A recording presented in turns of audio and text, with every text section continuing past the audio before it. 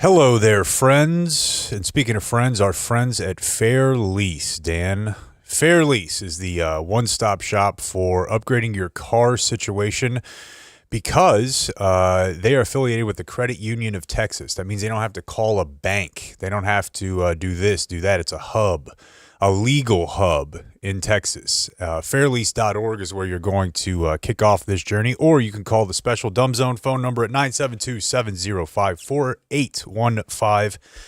Ask for Connor or Nick. Maybe you're in a bad lease. They can help you get out of that.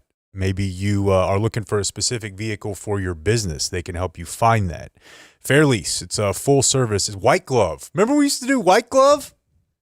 Do they still have them? I bet you they still have the white gloves. Get white glove service at Fair Lease, fairlease.org. Fair Lease when you don't know what to do about a car. 'Cause car stuff is hard. But not with Fair Lease. You don't need a dealership, baby.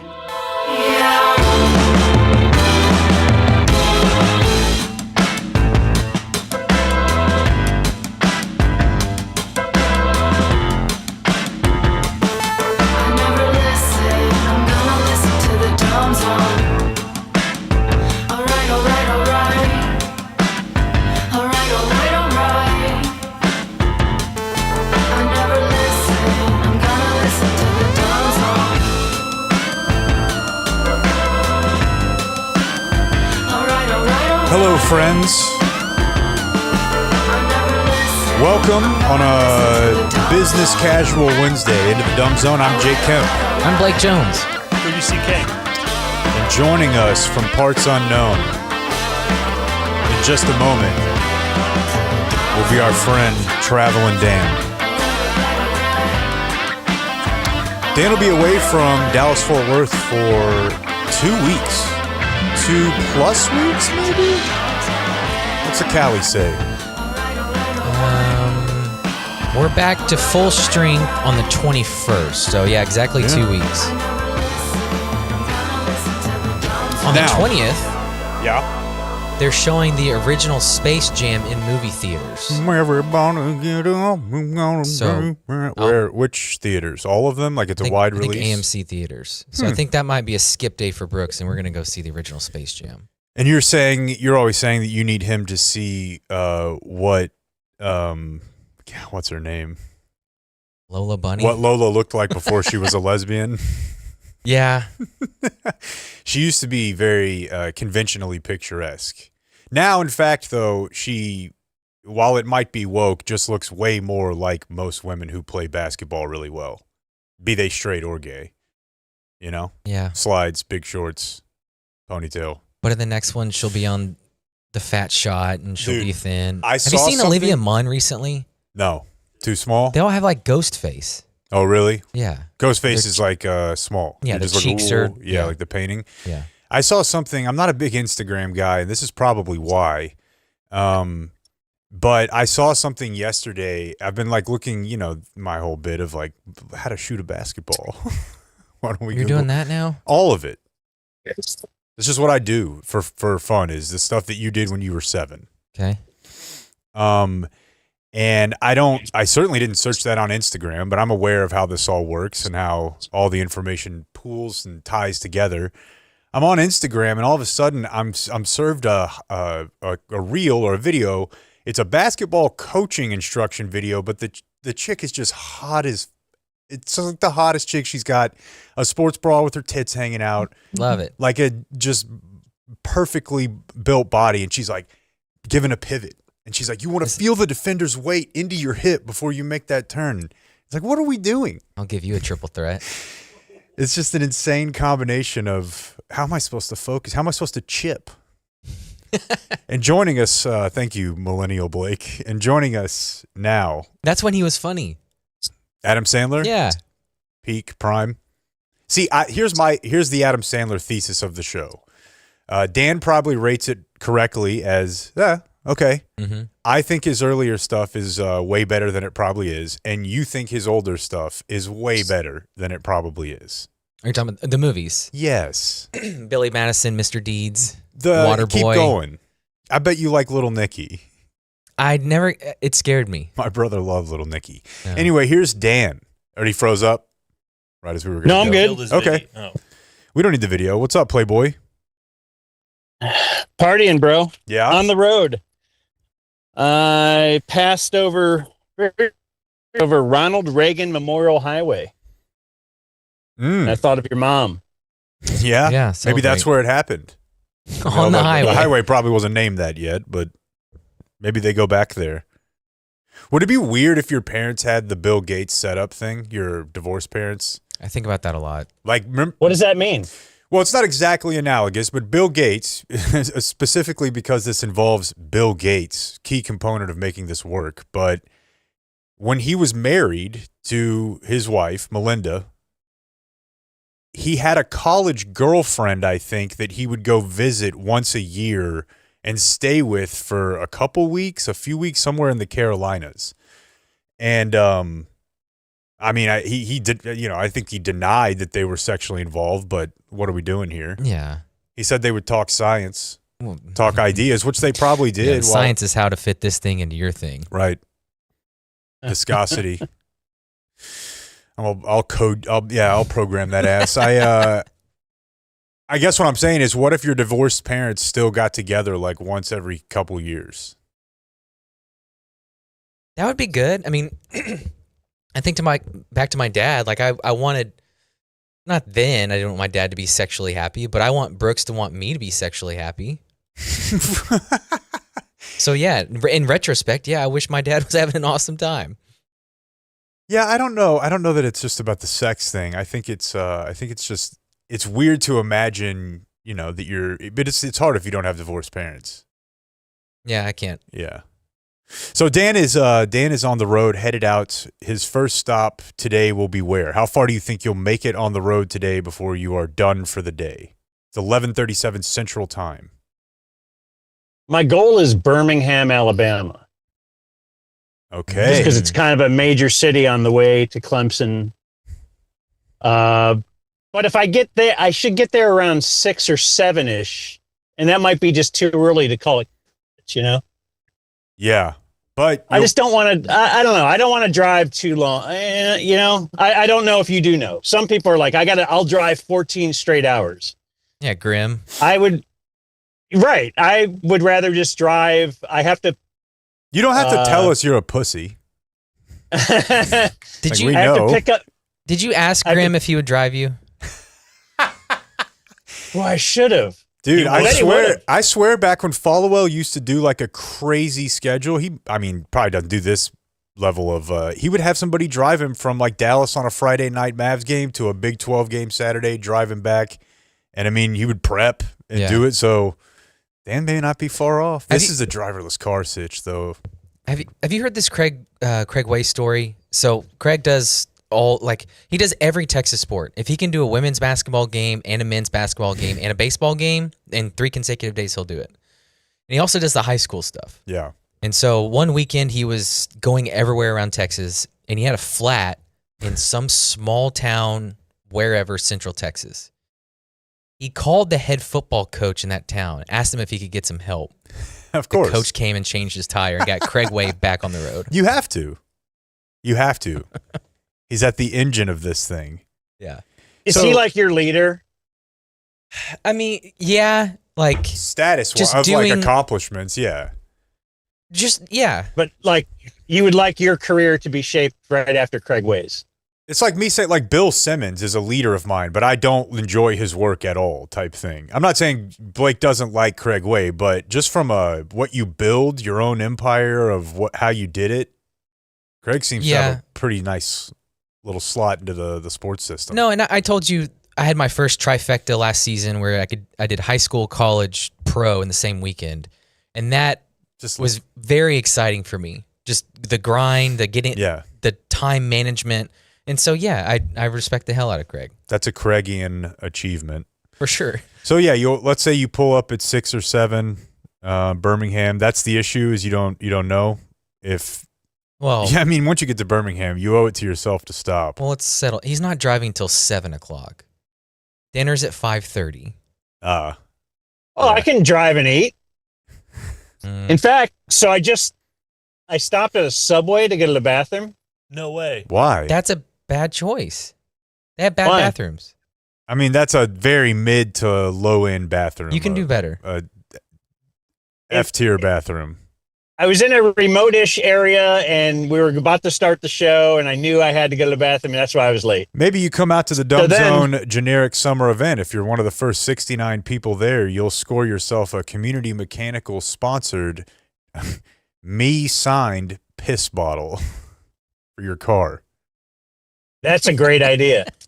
I should have got one in advance.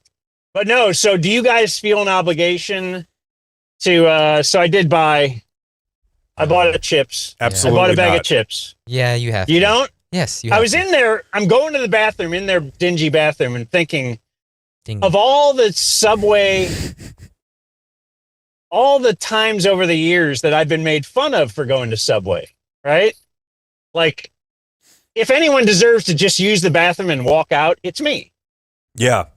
I've supported the Subway. The whole thing about the kids and the spokesman. I'm able to look past that and see the art. Right. Sandwich from sandwich art. the pedophile, as they say. Yeah. So I agree with this sort of on premise. The problem is you're at a Subway, so I wouldn't run into this because at a truck stop or I'm looking for your big ass, maybe not Buc-ee's, but Flying J. Anytime I can put a little coin in Jimmy Haslam's pocket, I do that. Quick Trip is like the gas station version of a truck stop. Like, I'll do that. Great bathroom. You don't have to buy anything there, right? You don't feel an obligation capitalistically there? Okay. But if because you it's giant and nobody giant. would know. Right. Right. But if I am had at the Subway, I'm thinking to myself, I've eaten here in your corporate umbrella many times without taking a piss. I have credits built up. And I'll tell you something else. You don't give me a little extra meat when I say no vegetables. And I know those vegetables aren't as expensive as the meat, but they still cost money. And I let you keep them every time. I'm a easy customer. I'm going in and I'm coming out. Yeah, but that's for like Subway proper. You care about the guy behind the counter who's gonna eyeball you walking out without buying anything. Well, I'm not going in there and doing blippy Harlem Shake, like spraying diarrhea everywhere. No, but he doesn't neither know is he. that. Yeah. He doesn't know your priors with Subway, and he doesn't know what you did behind closed doors. Just buy some chips or a water, Oh, make him God. feel good, hit the 10% button, and go about your day. I was thinking of buying water, and I was thinking of that when I left. And so I ended up grabbing off the shelf of my garage a 24-pack of water. Nice. Because, I'm on the road. I was thinking, how much it costs to buy water at gas stations along the way? Yeah. It's like, wait, I'm on the road. I can bring anything, which is why also a very last second development, I grabbed the pillow. You remember the controversy because I lost my last pillow that I loved at our Airbnb in Austin. Oh, yeah. You didn't ask him to mail it to you? I thought he I did not. Come on. I told him he didn't have to worry about mailing a pillow. I wanted him to, but I didn't want to tell him to. You probably made the right call there. Yeah, no. Ben's a good dude. So, no, but I got a new pillow. In fact, I bought a new pillow for like $30 or something, whatever, the nice pillow at the Kohl's. The nice pillow at I Kohl's. was going to say 30 feels like a low pillow price for something that No, you're going to no. spend that much time on. It sucked. It's too puffy. It felt like a hotel pillow. And so I went to Target. I found the bin that said $2.99 or $3, whatever. The cheapest, flattest pillow you can get, and I have that. And that's why I'm thinking I could take it on the road if I lose it, whatever. I love just a no puff in the pillow. I feel like the pillow is something that it's like brushing your teeth or something. There may be pillows I don't even know. I don't know what y'all's pillows are like. Maybe you have pillows I don't even know about it, but if I weren't at your house. I have a side sleeper pillow. What is that? It like caves in the middle so that my head aligns perfectly with my spine. Okay, so it's long. Because I just kind of take another pillow and use it as a body pillow. Yours Yeah. the You thing- do a body pillow? Not really. It's not a body pillow, but I hold it, like I need to cuddle Like he something. misses his wife. Sometimes, yeah. I like to have my arm on something. Yeah, I get that too. But did you get a pillowcase made with a picture of her on it and stuff? Yeah. He sprays her perfume on it. Yeah, that's the pillow I got. Picture of your wife. This just in my trunk. Ted Turner Why is it died. taped up? You see that? Yeah, I did. A little bit before the show started. What, are you busted up about it or something? Kinda. Homo. Yeah. What? The guy who gave the green light to burn notice? Or boy, I bet Blake was watching all kinds of USA and TNT drama. Oh, man. What was the one on USA? I know USA is watch? not Ted Turner, but it profiles TNT, TBS. Monk. No, I didn't like Monk. God, what was it? Rizzoli It was and some Isles. detective. No, it was back in the. Franklin and Bash. Well, in any case. He drove a convertible or something. I once stood 3 feet away from Ted Turner and Jane Fonda. That's my whole story. He was tapping that? They were married or what? Tell us what you know about I'm not Ted sure Turner, if they were Gramps. married. I'm not positive if he was tapping that. But he probably was. Yeah. No, they were hooked up when the Indians played the Braves in the World Series one year. Yeah. And I got to cover it. Was that And so I was 96 or 98? What do you think? Or was it way earlier than that? 5'6" I think. Yeah. Am I high? No, I don't think you are. I just I played a lot of triple play baseball in those days, so I was very familiar with those rosters. Oh yeah, I was in the bowels of Jacobs Field, Nice. covering the team. Well, Ted Turner, that's a guy who might be alive today had he gone to one of 12 DFW locations and visited Game Day Men's Health, our studio sponsor. It's where I get my peptides. It's where I get my TRT. It all starts just going and getting a simple blood test. And then, talk to them about what you're experiencing and, be honest with them like you'd be honest with a therapist. Like, I'm feeling a little bit down in the evenings, or I have trouble getting motivated, or I have brain fog on this or that. These are things that they can help you with. It's not just testosterone. The peptides are definitely something that applies across your life, right? Like sleep. It helps you recover from injury. It helps your muscles feel better. You will frankly just look better because you'll be healthier. You may interject. Like, you're telling a lot of good info, but and the video will look weird, Clayton, because I'm looking at my phone. Nate Moore from Silverback Construction. He said, like, his home base is Mansfield, where we called the other day. Alyssa, do you guys remember Alyssa? I do. Our Brit. Anyway, so people are going into the Mansfield location just to get a picture taken with Alyssa. That's awesome. Like, that's the report. Report from the Mansfield location. Well, that location is, again, it's on Broad Street, or if you want to tip yourself off, Broad Street, across from Mansfield High School. But they've got a location near you, so check them out at gameday.dumbzone.com. It is Game Day Men's Health, gameday.dumbzone.com. The show I'd watch on USA was Nash Bridges. Oh, my Nash God, Bridges? man. Yeah. The Cheech Marin and Yeah, he drove a convertible. It was great. That's fun. All right, so we will have people in here for most of the time that Dan is gone, and we in fact intended to have someone in here today with Dan gone.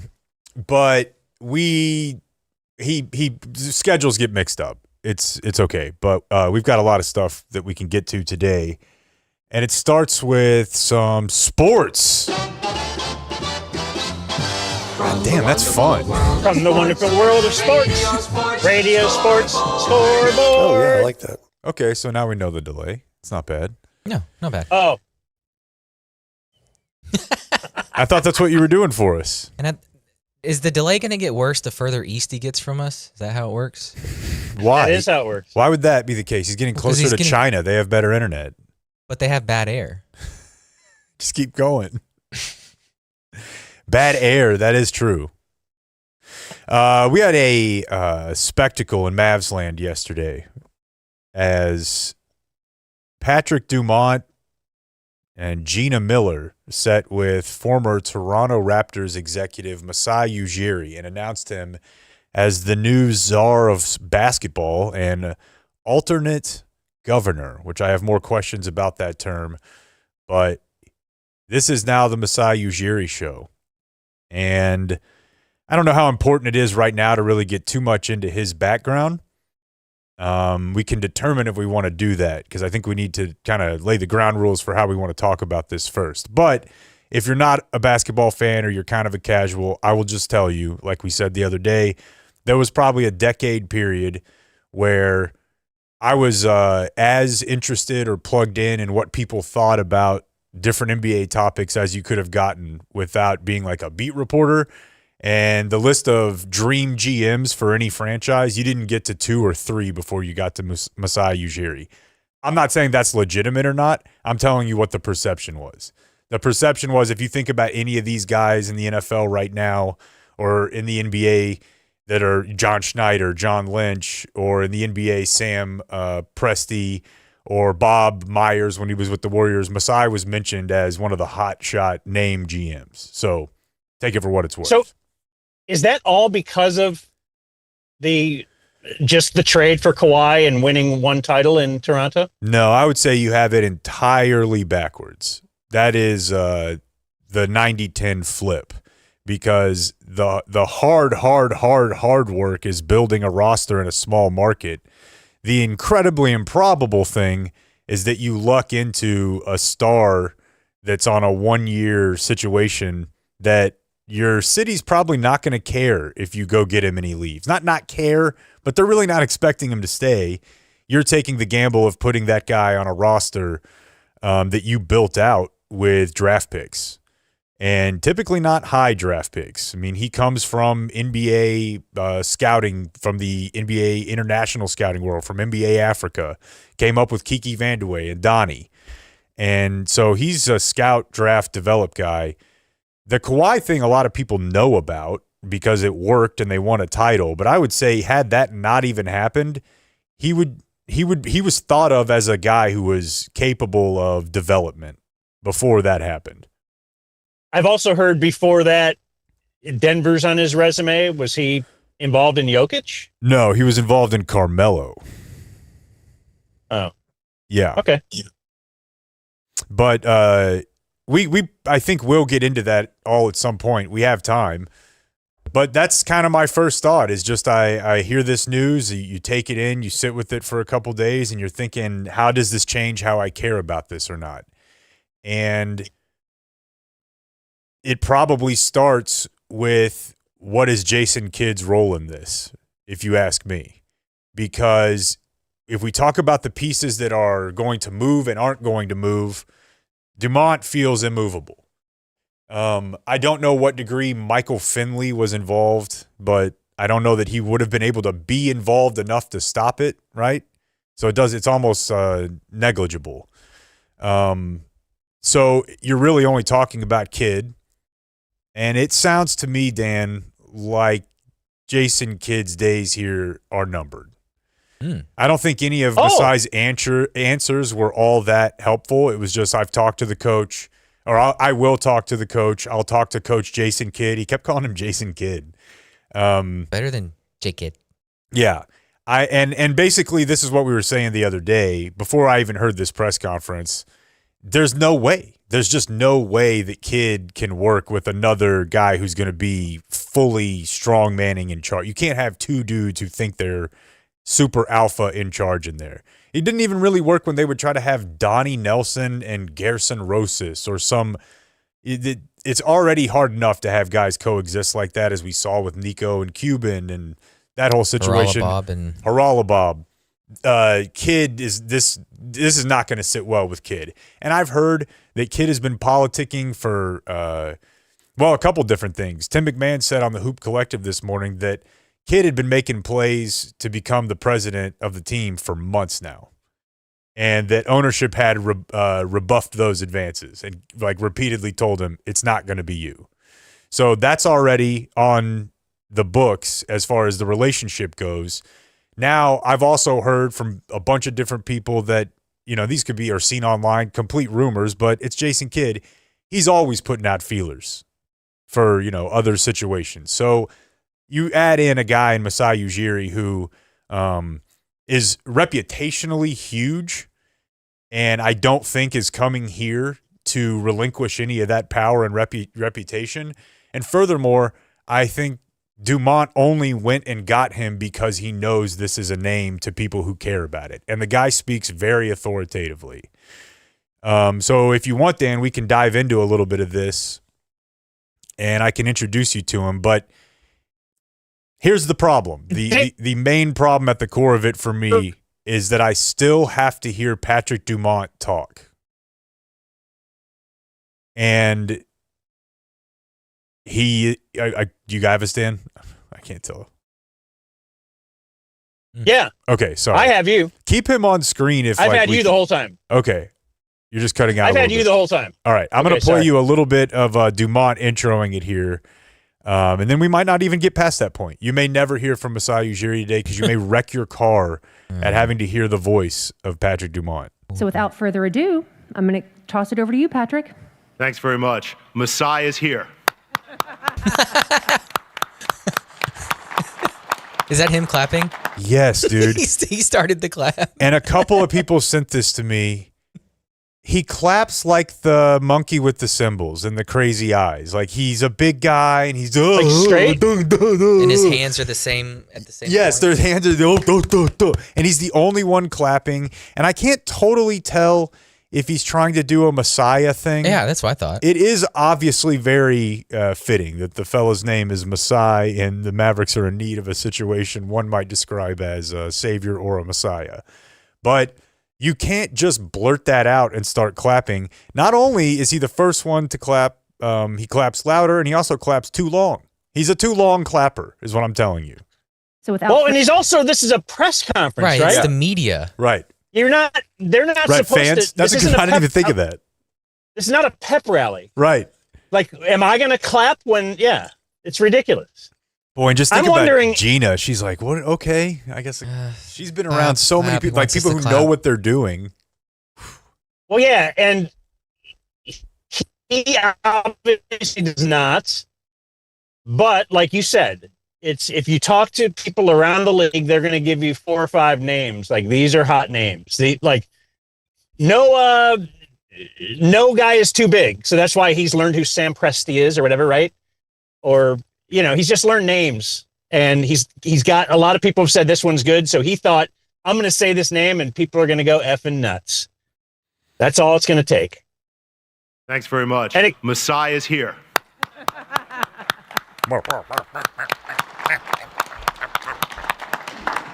This is a big day for the Dallas Mavericks. I'd like to thank Masai. I'd like to thank his family who are here with us today. This is a historic moment for our franchise. Masai is a leader with experience, with vision. How do you think it's going so far? You guys enthralled? Terrible. No GM hire should ever be referred to as a historic moment for the franchise. Don't you think? Well, let me skip ahead to another. I'll come back to that, but he made a comment later in the press conference that I thought was very interesting. And we wanted to make sure that it was the right situation for both of us. And I really appreciate his candor. We had a lot of very difficult conversations. A lot has gone on with the Mavericks the last couple of years. And we really needed to talk about it and cover it.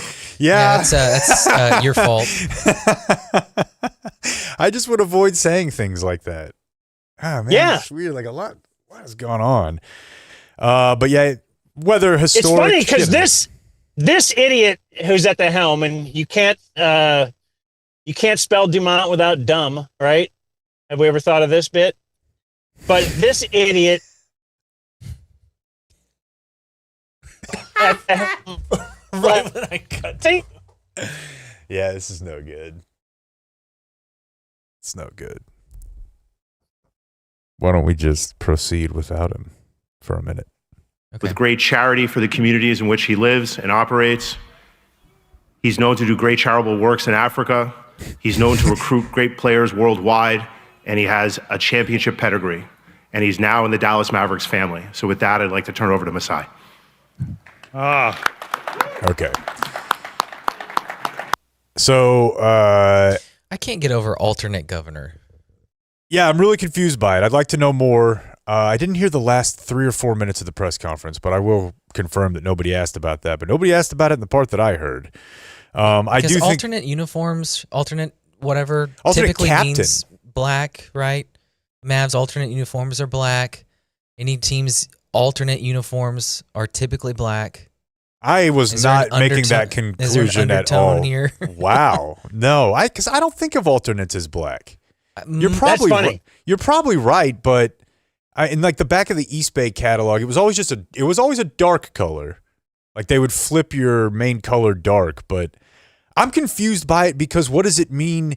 We heard that when he was in the mix for the job before, when they hired Nico, that he had inquired about an ownership stake, and that I guess didn't come to pass, and that's why one of the reasons he didn't get the job. What does alternating governor mean? Because I don't want to alternate the quarters in which you pay me dividends. Doesn't owner mean you get paid money as owning the business? And what point is there in being in the governor role as we're just calling, that's what owners are now. Yeah. Why would you be that if you don't get the ownership profit? I'm confused by that setup entirely. Is it who's the team and their voice at owner meetings? And Dumont has a lot of other stuff going on, and he's like, okay, sometimes I'm going to need this guy to be our voice. Yes, and that probably is a good thing for Masai, a good role for him, is he's definitely, tentacles all over the place league guy. But what's in it for him to do that? It better be a huge bag, because the owner goes and does that stuff and gets paid tons and tons of money representing the team. I don't know. I just hope the guy's bending them over, because the only way for this to work is for me to never hear from Dumont. Right? It's got to be it's got to be all about this guy. Whether it works, whether it doesn't, whether you like him, whether you don't. It's got to be all about him with a sprinkling of Dirk, and then obviously the players. Because it's tough to listen to for me. I get mad listening to him. I get upset. I get pissed off. No, he's tried to somehow. They've tried to make it now that it was all Nico. All Nico. Yeah. And they're also trying to make it about it was all Luka. It wasn't even all Luka. It was that they really fully buried our identity. Now, we were very lucky for a long time to have the Mavericks be a thing, because the vibe was unique and it was different, from Cuban to the Nelsons to Dirk to Luka to all of it. It was just different and it was weird. And I think an identity, think of the Buffalo Bills fan. I think that's an important part of being interested in sports and fandom. And they just buried that. It wasn't just that they trade Luka. That now we know that was the final piece. They had been rooting out all of the holdovers from, and of course, in retrospect, yeah, that's going to happen. They're going to want their own people in there. You just never think you're going to go far enough to go that far and do it. But I definitely think they try to minimize it, and maybe that's what they have to do. So if you want to get to the meat of this, there is some funny stuff in here, but there's really one answer in particular that he gave regarding Luka, and we can break this one down if you like. This is pretty early on in the press conference, and it's long. Would you like to? I don't want to program the show, but you want to slip in a quick sponsor before we get to that? Because I do think this is the top audio I want to hear. And I have a clock in my head about the sponsor times. Yeah, yours is probably a little bit better than mine. You know what? You can just set it and forget it like you're Dan McDowell with Ownwell. You sign up in just a few minutes at ownwell.com/thedumbzone, and you are set. Every single time your property taxes need to be assessed, they'll let you know. They'll appeal the value for you. They've done this for me twice now. They saved me a considerable amount of money both times. I'm certainly not alone. Probably the most amount of feedback, certainly the most amount of money saved in sum from our audience. Ownwell.com/thedumbzone. Heard from a guy just the other day who's done like Blake's done, saving money on his cable bill, I think. So this is very easy to do. You only pay them if they save you, and the money that they take, the percentage is lower than the industry standard. So I don't know. There's very few risk-free type things you can do in life, and this is one of them. Now I'm going to give you the disclaimer. Yeah, no, I don't know. I don't know what to talk about. Good people over there. Very good people. Yes, this is the question regarding the Luka trade.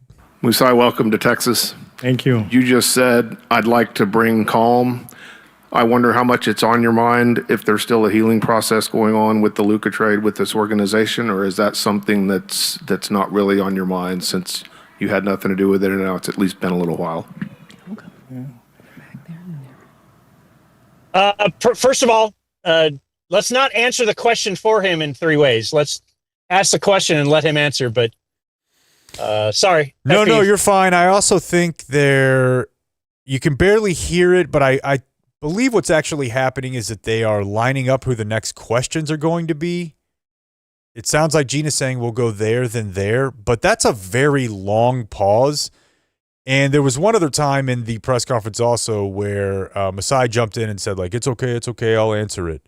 So to me, this was a long pause. You had nothing to do with it and now it's at least been a little while. There's, I want to be very respectful to everybody here. And yes, there's a healing process with that. Luka is a Hall of Famer, future Hall of Famer. And that's the past. I always say in Africa, we say, when kings go, kings come. And the king went. And we have a little prince here that we're going to turn into a king. Yeah, and I think we have to start thinking that way, like here. I understand what we've gone through, but I hope we can, figure out how we reset as an organization with the fans, everybody in the community, and we start to think of it that way and start to think of how we move on. From this, and really think about what we have inside us, come together and go win. Yes, there's no other way to do this than winning. Yes, and bringing all the players together, finding the right players. We have the draft, we have free agency, we have so many things. We have young players on our team. How do you feel it's going so far, Dan? Well, I think he's avoiding the question, and I don't like it at all. What he's doing, though, is it kind of sounded like he was referring to DeMont when he's like, I don't want to offend anyone here. Like, he's like, this is the guy that did this. And right. Yeah, I'm being brought in because of this. I wish, or you want to play the whole thing and then I'll say what I wish he would have responded with?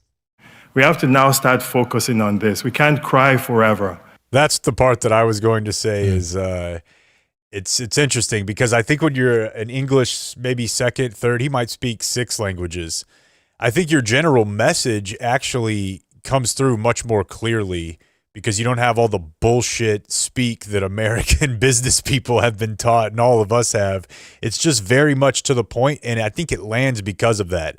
But I also think that maybe sometimes it runs into this. To me, this is just pretty harsh to say to fans, like, hey, just. We have to now start focusing on this. We can't cry forever. Oh, my God. Man, and I know there has to be a healing process here. We've gone through that a little bit, but we have something shiny here, and we're going to win. Yeah, we're going to win here in Dallas. We're going to go okay. Yeah, that's enough. No, I don't like hearing him say that at all. But I think it's probably partially just the way he speaks. But in general, you're right. Everything he said was, I want to be respectful to what happened and to the people here. And all that means is the only way this is going to work, there's not a scenario where I'm here and I can sit down and be like, yeah, it was this dumb fuck's fault. This guy right here, the guy who's paying me, it was his fault. If you want a guy in here who's going to be in charge, the only way to do it is that DeMont hired him. So if DeMont hires the guy, he can't turn around and say, this guy sucks. This is the best you can get. I kind of want him to say, like, that's why I'm here. I'm here because this Luka trade happened. acknowledge that it was like the worst thing ever, but that this is a very, this opportunity though, to start with a, franchise type player and build around him. Very fired up about that. I don't need to hear him tell me to not cry. I'm going to keep crying, and I don't want to, don't tell me what the sayings in Africa are, because I don't know that Africa is the nation that you want to hold up as. What? Yeah, not a nation, although I guess like in a conceptual sense. You know what I mean? I would say to be frank with you and not to be woke or to be not helping you out here, I think Africa, global leader in parables and passages and passing on simple wisdom that just culturally, right? Like Hakuna Matata, I mean, whatever. We've got these passages are known. No one's trying to be more like Africa, if that's what you're saying. I don't know. Like no one's walking around going, you know what? Like they say in Arkansas or something. Well, I guess Jerry is, so my bad. It's going to be hard for anyone stepping into this because it's such an emotional thing. And yeah, right. His English is not his first language. He doesn't, any quant or anything, making logical, winning would help, but it's not going to bring fans back.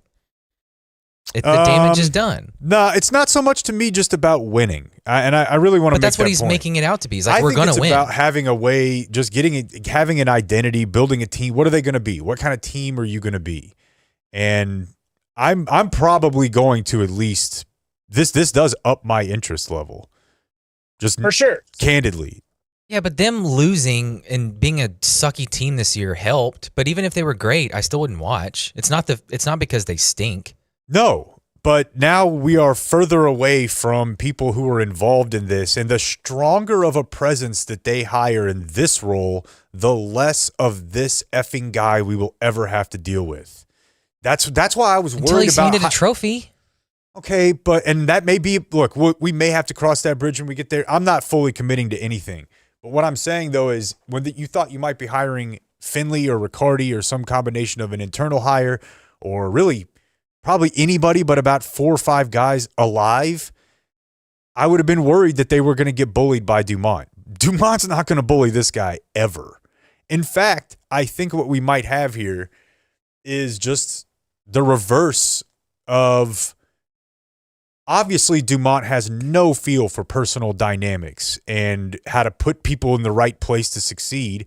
Otherwise, he wouldn't have allowed Nico to snake him like he did and get the level of power he did and root out good people. Does he actually think that this guy can work with Jason Kidd? You'd have to be so socially inept. And the only type of person I could think who could do that would be Patrick Dumont. Kidd's going to quit. They're going to mutually part ways. And this dude is going to do what Nico did and assume power and take over this organization. The difference is he's a Hall of Fame executive. This is the best case scenario for getting Dumont out of the way. Other than, I don't know, him selling the team. Don't laugh, Clayton. There's no way I was going to say what you think I was going to say. No way. Although he did mention that they had a 5-hour lunch.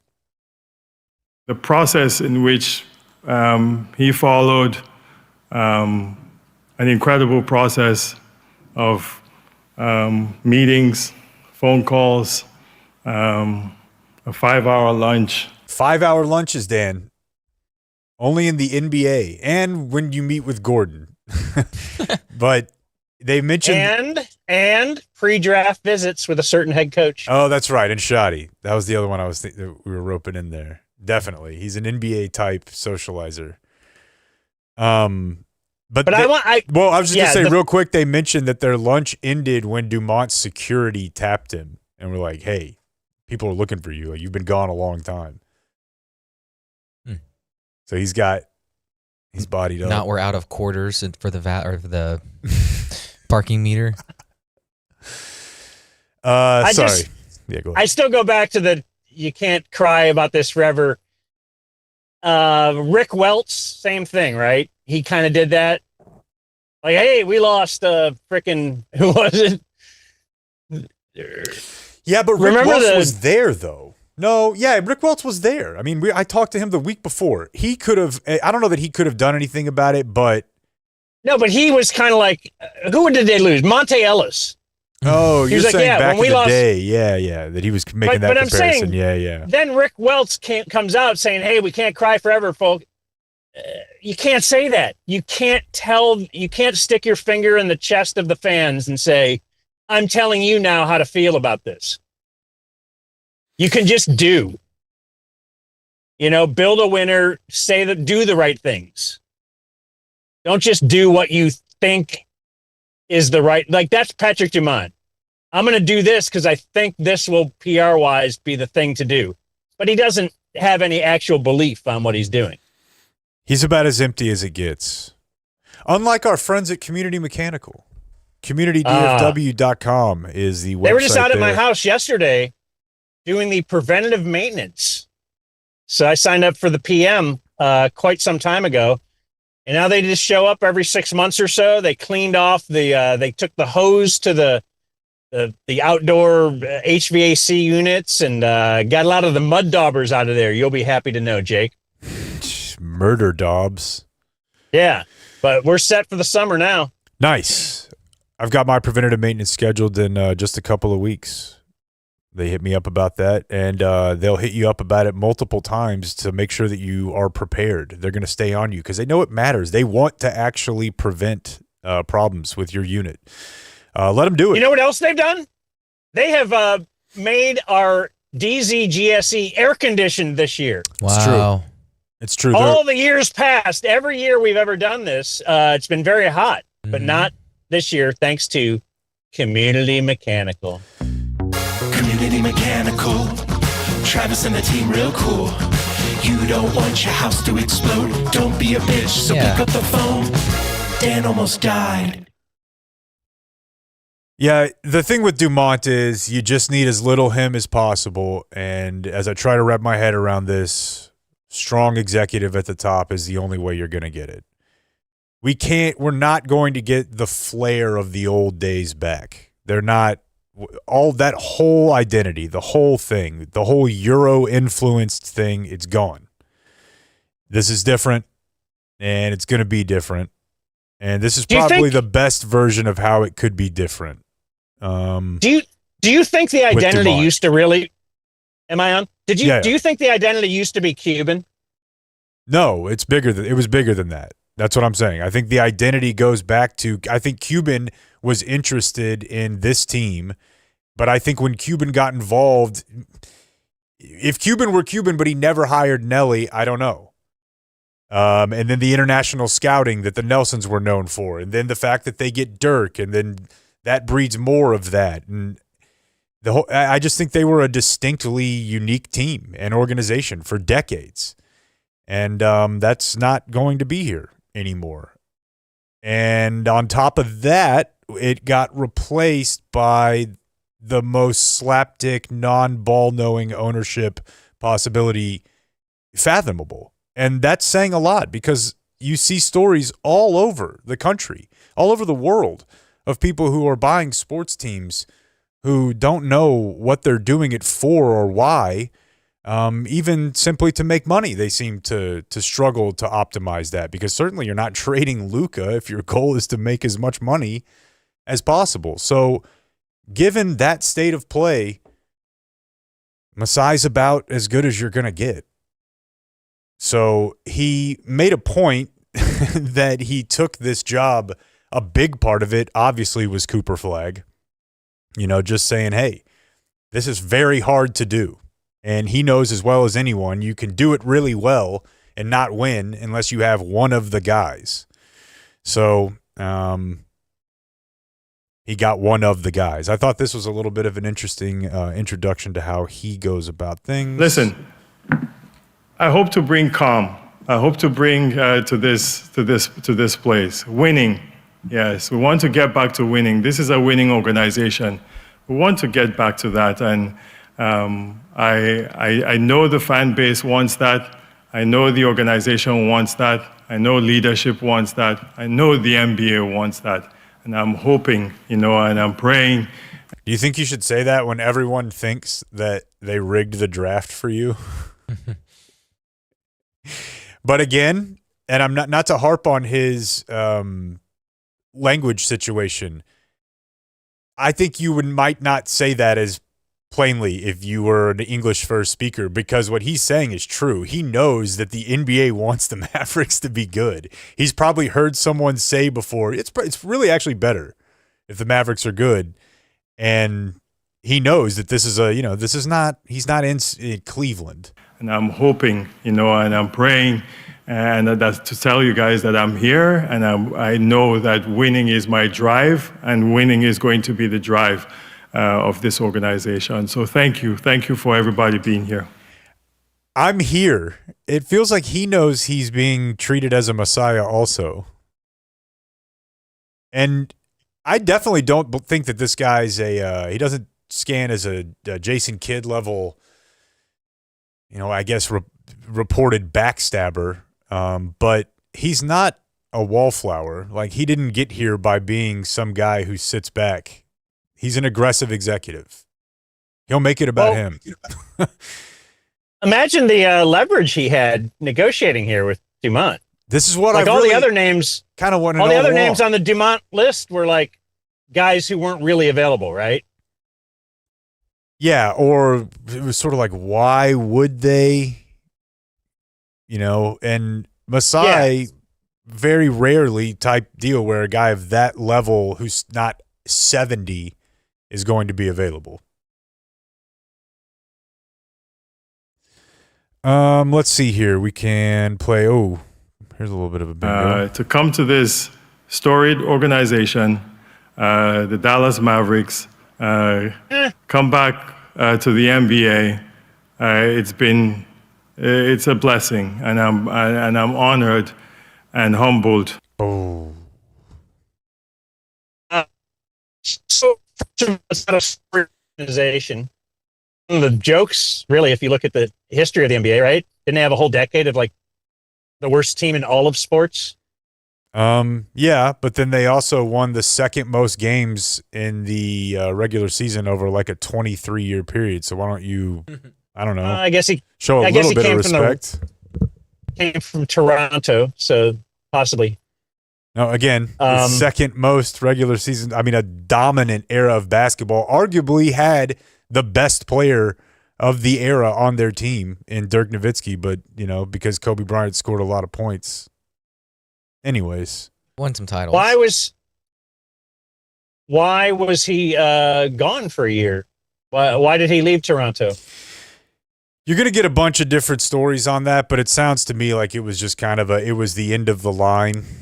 You kind of like it was with Donnie here, where personalities run into each other, and now you're doing more of, or like JD was here. Remember, it just kept being, it's like, oh, he's still here, but he's doing less. He's doing less. He's doing a little less. He's doing, and then eventually it was just, he's got kids, does the year driving the kids around and doing charity stuff, and is like, oh, that was great. I'll do that never again. I did that for 1 year. I'm going back to work.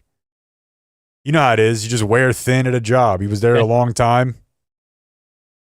So I don't know how that. I didn't mean that. Actually, that came off poorly. I did not actually. I'm struggling with his connection. What do you guys think we should do? You can try turning his video off and just do audio. Yeah, I think we should do that. If you at least try it as a first attempt. All right. It's hard to know who to talk to. Okay, let's see. What else do we want to do here? Oh, I thought this was. Can you hear me? Yeah. Yep. Do you want to try talking for a second and see if it sounds okay, or what should we do? Yes, I'm sorry. We are. I don't know where am I? Am I in Arkansas? It sounds like you're in Louisiana. It sounds like Louisiana? Okay. If you wanted to draw any conclusions about whether or not Masai Ujiri is actually capable of being an effective executive, though, I thought this display in the first couple minutes was pretty disgusting. Lack of control. I know. Sorry, it's my son. He wants me to carry him on my head, which I always do, and I can't do it right now. I can't. Amani, I know. You want to sit here? Come on, come sit here. I know. Look at your head is running. Papa has to work. Kid got spooked by Dumont. He saw the grimace. Can you hear me? Can you hear me? We heard you yell, "Can you hear me?" All right. What in the hell are we doing? How about this? You know when he won't ask you to carry him on his head? If he's not there with you. Right. He's at home. Why? Why is he there with you? He's a family man, Dan. Look at him. Here's a proof Brought his of it. Kids. Here's proof of it. He's just like you. I made this with my man seed. But then the kid has to sit with Dumont. Dumont does a come here, and the kid like he's gonna freaks help. out. Yeah. He wants me to carry him on my head, which I always do, and I can't do it right now. I can't. Amani, I know. You want to sit here? Come on, come sit here. I know. Look at your No head thanks, is running. Grimace. Right. Has to work. But yeah, Take me under a bridge and eat me. I know. Go to mommy. Take him now. Of course, playing this just for Dan. Boy, messing up my game, man. Is he calling him over like a dog? Yeah, kinda. But I thought this was my performative antenna at least went up a little bit, right? So you Like we were already not going to be critical. It's Masai Ujiri. You got it. you opened my eyes to rich people having fake teeth. Yeah. Does the overwhelming population of the rich have nannies? Well, yeah. I mean, at some level, I think for sure. So is he not doing a lot of parenting? He's not home. Nannies are always around. I would imagine that if you take a year off, you probably say, "Hey, we're letting her do less, or we're not having a nanny for that year."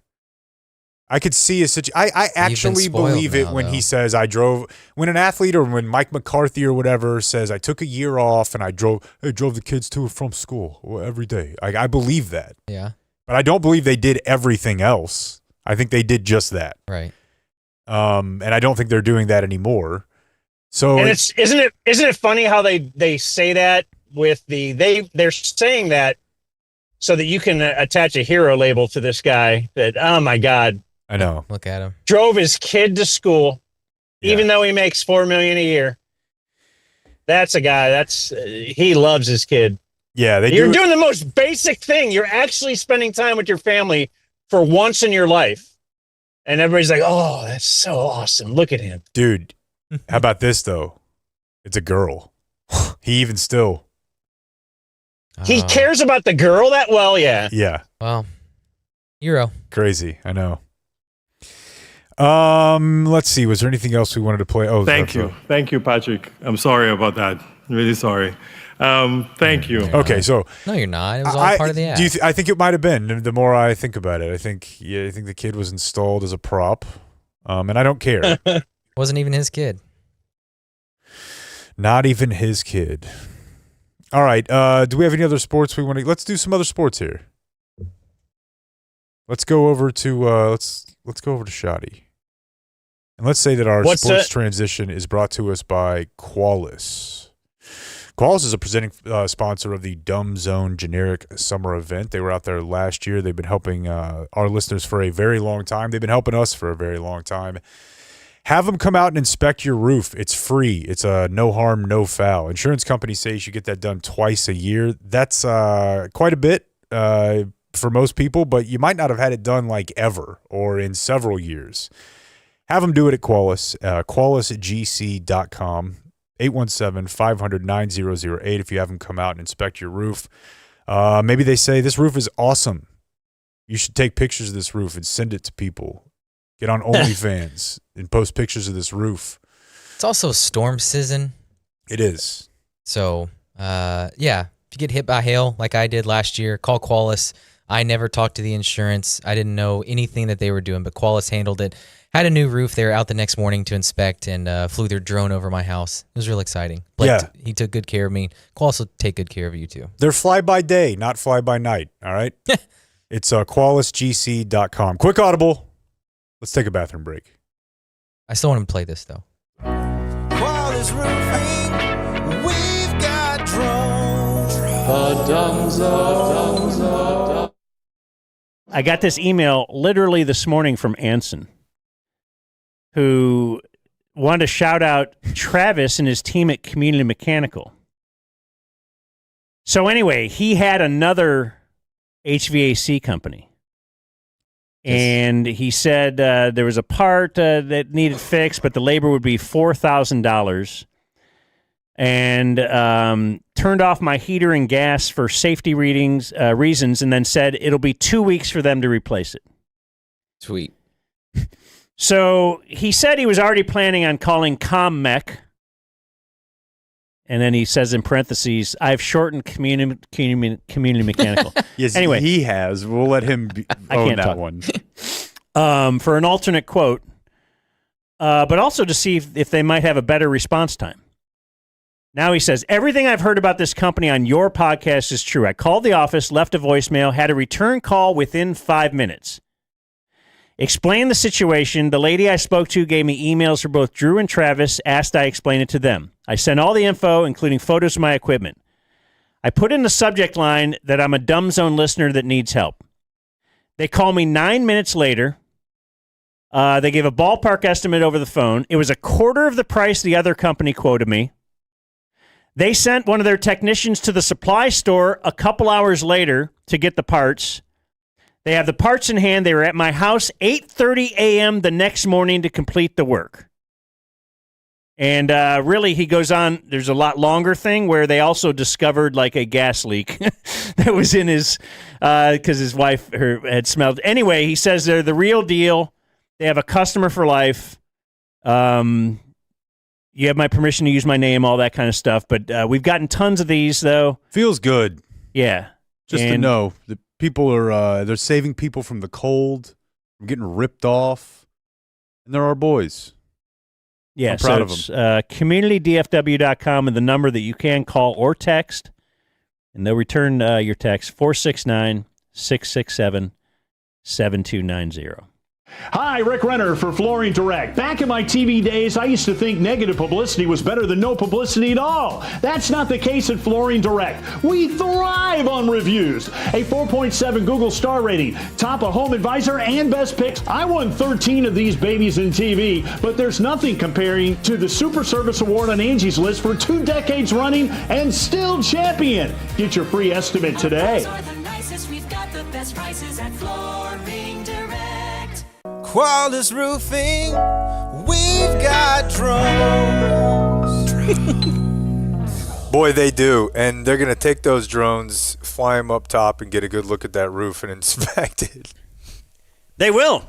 I never knew that until you told me last week. The whole lead up. I was last week years old when you told me that Qualys Roofing has drones. But yes, apparently the insurance companies recommend you get your roof inspected twice a year. I think that's a little ridiculous. Let's at least make it once, though. But the drone makes sense now, though. Because you don't, I mean, if you're going to be going up there, once, twice a year? Yeah. You're going to need a drone for that. QualisGC.com. They're great. They're great with listeners of our show. We've had, tons of people just come up to us and tell us how awesome the experience was with Qualys. I don't have to have anybody to tell me how awesome my experience was. They put a new roof on my house. I wasn't sure if I needed one. I knew that we haven't had a new roof in over a decade. And they went up there, inspected it, and they're like, yeah, you got a lot of hail damage here, man. So we'll take care of it. They took care of everything. They dealt with the insurance company for us. I didn't have to do all the calls on that end, and all we paid is the deductible. So Qualys Roofing. Go to QualisGC.com. Do they have a number? They do. The phone number is 817-500-9008. And all of those are interesting copy points. But there's one final one. That's where he was leading you guys in it. It doesn't matter. Qualys Roofing, we've got drones. I just got rear-ended. Should I call the insurance company? It's always best to talk to us before dealing with the insurance company. Okay, but I don't think I can afford a lawyer. Don't worry. You don't pay us anything up front. No hidden fees, no surprises. Oh, thank you. I feel so overwhelmed right now. Before you call the insurance company, call Frankel first. Frankel and Frankel. Call 214 or 817 all threes. Let's get real. There's been a stigma around low testosterone and erectile dysfunction. At game day, we say any guy who walks in the door, comes in, and we shake his hand, come on in. There's no shame in your game. You know, we're going to treat you just like a brother. We're going to make you feel comfortable, and we're going to get you in and out of there as fast as you want. And if you think about it, half of guys are going to struggle with these issues, whether it's ED, low T, over 1 in 4 guys are going to struggle with low testosterone at some point. It's time to just make this stuff normal, right? And at game day, that's what we do. Rachel, by the way, is in studio here, and during the break, did the worst thing she could ever do, which was tell us how, you know what, I should have jumped in on that Trident spot you guys did before, because I just had him out to, like, what are you doing? That's not great. everybody's That's the best endorsement ever. Most That's why people y'all are are not the professionals. Most people are not pros. Yeah, this is the first time I've ever talked into a mic. I know that's not true. So tell us about Try It real quick. Why did they come out to your place? So Jeremy came. So of course I listened to the Dumb Zone, and I sent him a text message and said, "Hey, I bought a house, and I would like y'all to come and try to fix. I think it's off the tracks. There's an issue." And they came out and actually quoted out a new door, and it was a lot less expensive than I thought it was going to be. I was like, "Oh, okay, that's incredible." I ended up with a really beautiful door, and it's insulated. So the custom garage that I'm putting in will actually be protected. And we got the new motor and everything. It connects to the Wi-Fi. It's incredible. And it was a lot less expensive than I thought it was going to be. And I've actually referred them, because of what I do for a living, to several of our clients that when they are buying a house and they bought a house, they were like, "Oh, this garage is just trash." And I was like, something that will pay for itself many, many times over is a brand new garage door and a new motor, hooks up to the Wi-Fi. So if you leave the house, you can close it. And I'm so glad that we did it. It's incredible. So that's my little piece there. So thank you, Trident. Y'all did an incredible job. When Jerry is going to walk, he wants to walk off the podium to go meet Clinton. I think you're influenced by, I am. Look at this right here. Come in this house. Yes, sir, Mr. President. I'm negotiating a draft. All right. There you go. Go ahead. I got it. All right. I've always wanted to be whatever. Okay, so audio medium guy, did Bill Clinton try to get up there and fall down? It turns out, I don't know if you have the video, but Machota videoed it. That was Jerry almost falling off of the podium. Could you imagine? Crashes into Bill. If Jerry Jones fell off of that podium. Run it back for me. I intentionally avoided actually seeing the video. Whoa. It's Jerry. Good balance right there. Will McClay's face. Oh, we're all laughing now. Bill's face too. That he made it. Yeah, that's exceptional. Oh, good on Jerry. The sound sounded like something from a production studio. We're the 29th pick in the 2026 NFL Draft. The Kansas City Chiefs select Peter Woods, defensive tackle, Clemson. Chris Clemson. Jones. Oh, wow. Oh, look at this chain. Oh, the all white. Man, everyone's in white but him. It's the all white. It's the party. It's the reverse. Spot the ages. Okay. It's the reverse bride situation. Everyone else is in white. He was a few picks away from looking like a real asshole, too. Boy, you're right. Penetrating quickness. Oh, yeah. Say that slower. Damn, that's a good call, John. That would have looked.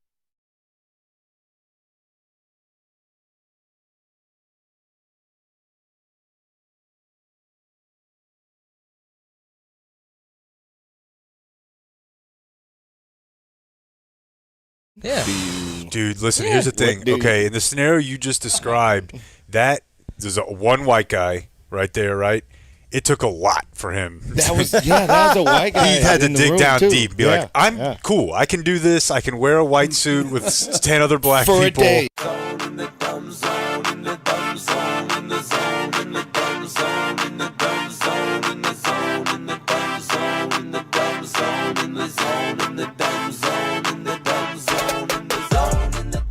The Dumb Zone. I moved on her, actually. You know, she was down in Palm Beach. I moved on her, and I failed. I'll admit it. Whoa. I did try and fuck her. She was married. It's huge news there. No, Nancy. Yeah. No, this was marriages. And I moved on her very heavily. In fact, I took her out furniture shopping. She wanted to get some furniture. I said, I'll show you where they have some nice furniture. I took her out furniture. I moved on her like a bitch, but I couldn't get there. And she was married. And all of a sudden, I see her. She's now got the big phony tits and everything. She's totally changed her look. Jeez, your girl's hot as shit. In the purple. Whoa! Yes! Whoa! Yes, the Donald has scored! Whoa! Oh, my man! Wait, you gotta look at me when you get out. You're like, sets this up. That is very. Will you give me the thumbs Look up? at you. You are a. You gotta put the thumbs up. You gotta get the thumbs up. Can't be too happy. Yeah, that's her with the gold. I better use some Tic Tacs just in case I start kissing her. You know, I'm automatically attracted to beautiful. I just start kissing them. It's like a magnet. You just like, I don't even wait. And when you're a star, they let you do it. You can do anything. Whatever you want. Grab them by the pussy. I can do anything. You're listening to The Dumb Zone. I think it's kind of underreported that Billy Bush is shocked by that comment. He's like, phew. I think he's a big fan of it. No, I think he loves it. But I think like, geez, whoa, that's a line you don't just hear every day. Jeez, your girl's hot as shit. Girl's hot as shit. Well, we would like to welcome you out to the Dumb Zone Generic Summer Event. It will be taking place on 6/6 at 6 at Four Corners Brewery. June 6th. It's a Saturday night. We'll have big food from Cane Rosso. We'll have big music from Prophets and Outlaws and Quaker City Nighthawks. We will have air conditioning courtesy of Community Mechanical. They are our title sponsor this year. Presenting sponsors, Qualis Roofing, Silverback Construction. How Water will be out there with water. Fair Lease will be out there. The Frankels will be out there if you get hit with a Fair Lease vehicle. And shout out to Game Day Men's Health. Dan, do you read us via audio? Don't put his video up. Yeah, do you have me? I thought we were going to turn the video off. Oh, you want the video off? Yeah. Oh. Keep it off. He worked really hard on his outfit. Yeah. Well, I know. It's very frustrating. But if all we have to kill is the video to get a clean audio, I'll do that all day long. Okay. Are we doing shoddy or no? What do you want to do? We decided that since your connection was a little shoddy, that we'd save that shodio and we would do some viewer mail and some Rangers. Just a quick Rangers, a little daily double. Blake's Rangers horny, he says. Do you know the Rangers rotation, Blake, currently has the second best fielding independent pitching if you factor in the park? Now, I know that's a number that you're like, what? And their ERA is almost like 2 runs higher. Like, this gets to the home splits, and it gets to some bad luck, and it gets to the relievers. But they still have, despite this run through the rotation right now where everybody at some point in their start just got destroyed, they still have like a top 2 or 3 rotation in all of baseball, and they're slowly sinking below 500. Yeah, because they can't hit. Yeah. Nobody can hit.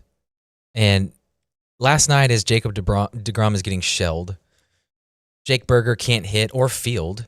Josh Smith is a shell of himself. The Rangers are sellers. That's where we are. Enjoy DeGrom. Enjoy Seager for a little bit. Why on earth would you buy for what you're watching every day right now? Don't you think you might be reacting to a little bit too much of a trend? Like, I know they're a bad... Their best case scenario offensively is slightly above average. So if that is your situation, you're going to have stretches where you are bad. or average to a little bit below average. Yeah, and there's just everybody makes the playoffs, folks. But I don't know. I just think to give up on that rotation when that is a hard fact. Now, they still have to play half their games at home, and that ain't helping for whatever reason.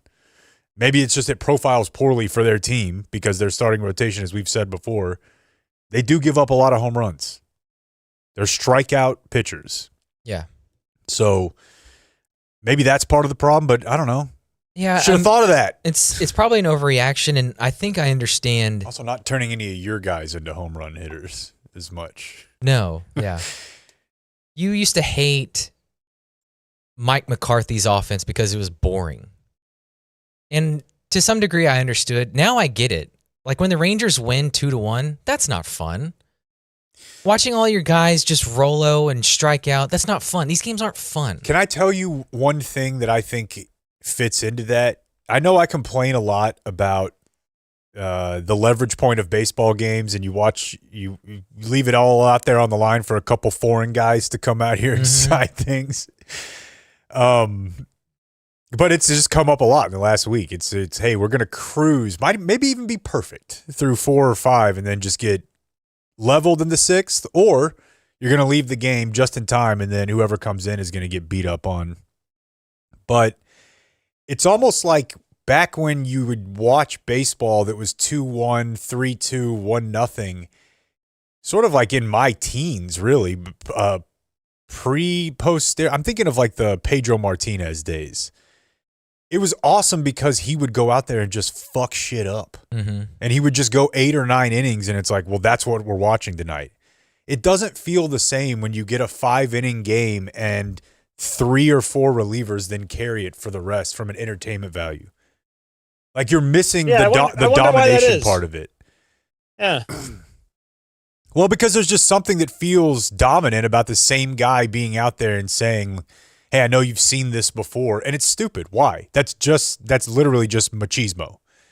The diminishing returns have arrived. You should be pulled from the game. But for some reason, the entertainment factor for me, and it sounds like for you too, Blake, hasn't really caught up, because I didn't mind watching low-scoring baseball games when there were just aces duels. Yeah, and I guess we just didn't I loved that. We didn't have a lot of that with the late 90s, 2000s Rangers. It was always higher scoring, and you had characters and personalities, and it just, I don't know, it was a fun baseball watch. But now, I don't know. Because I was on board early in the season. I thought the chemistry is different. Hey, look at Brandon Nimmo killing it. And it's fun to watch Jack Leiter and Kumar, but they've had some good moments, dude. This stretch has been brutal. And not fun at all. It's been tough. They don't score any runs. Their split right now is historic, because it's particularly bad on the road. They're out on a road trip right now. So you're not bailing on me though, are you? No, I'm not bailing. I did see this clip floating around because over the weekend, Peacock had one of the Rangers games. Yeah. And I thought what they did was awesome, where they had their play-by-play guy, and they took Bassick, the analyst for the Rangers, and they also took the Tigers analyst. And they did a 3-man booth, and they had Anthony Rizzo on the field. Wow. And it was a really cool broadcast. But they asked Anthony Rizzo, you played in the Globe Life field. Was there anything you noticed or whatever? And he said, it's hard for a batter to watch film of himself at that ballpark because none of the camera angles are good. And so I sent that to baseball people in the nose, is there anything to this? And they said, no, not really. And they did some immaculate grid to see maybe if there was a Texas Ranger that played with Anthony Rizzo, and there is. And Mr. Peterson's ops right now is sub 600 when he's getting paid $40 million. You blaming the cameras? Yeah. That's awesome. But I don't know, just... I love that humans are just humans. I know. Regardless of how much success you've had, you're like, it's this part, man. Look at the cameras. Not my fault. Texting your buddy about it. That's great. But yeah, even Seager is off to a rough start. Yeah, now some of that, and I do want to stay on the Peacock point for a minute. I watched when you see condensed games, they all feel like that. But actually doing that on a real broadcast, that's the sort of thing that, you know, Dan has highlighted over the years of certain talk shows would let people from other networks come on their show and some wouldn't. And in this case, Peacock just saying, who cares? Like, contract, whatever. Everybody just being cool to create a better product. It was. I love it. I wish I could have caught the whole game, but I caught the last 3 or 4 innings. And you know, Tiger would make a play, the guy would go on and bask and be like, "Oh, you know, that was in this." It was really, really neat how they did that, and I wish they would do it more. I like it. All right, let's do some viewer mail, Blake. And viewer mail today is going to be brought to you by Early Bird CBD. I'm sure we'll have some gummy thoughts in here. So earlybirdcbd.com. The promo code is dumbzone20. I'm a big fan. I'm a bit of an evangelical for Early Bird CBD. Family members that are, you know, maybe looking to substitute something in their life to help them relax a little bit in the evening, I would and do suggest Early Bird CBD. It's got THC in it, 2.5 milligrams in each gummy. That is why, if you have to take a drug test, it's not necessarily for you. But if you don't, it's good to go, all legal here in Texas. It is earlybirdcbd.com. Dumbzone20 is the discount code. Will get you 20% off. Order yourself. Listen, I said it's legal now. Who knows, guys? The weather's changing out there at all times. Stock up. Stock up. Get that 20%. Earlybirdcbd.com. Dumbzone20. Hey, you sweet bastard. I like this one. Take the edge off tonight with some early bird. Early bird. It's been a minute. Feel so good. Early bird, just like I knew you would. Hey, everybody. It's time to answer some of today's viewer mail. Hey, Dan, you have any viewer mail? I do have a few little ones. Okay. I have an interesting TV note from Corey. Who was talking about the program Friends and Neighbors. Mm-hmm. And he points out something that I was thinking about, and then I forgot to watch the credits. But they had Friends and Neighbors, John Hamm, Linda Cardellini, is it? Not Cardinelli? I don't know. Yeah, yes. Does John Hamm have a hog? Oh, yeah. Oh, yeah. Oh, man, why? It's not fair. I know. We need hot guys to have little tiny wieners. Anyhow, Corey says, you mentioned you're watching Friends and Neighbors. Maybe you mentioned this, but he says, Lindsey Sterling. Hey. Played at Ash's Welcome to the Neighborhood party. Wow. What a treat. They had some violinists back there, and I was like, I wonder if that's Lindsey Sterling, and then I forgot to check. Something I did not notice, but he said was also playing that party, Mark Rebier. Wow. Wow, yeah, he's probably been invited to a child sacrifice by now.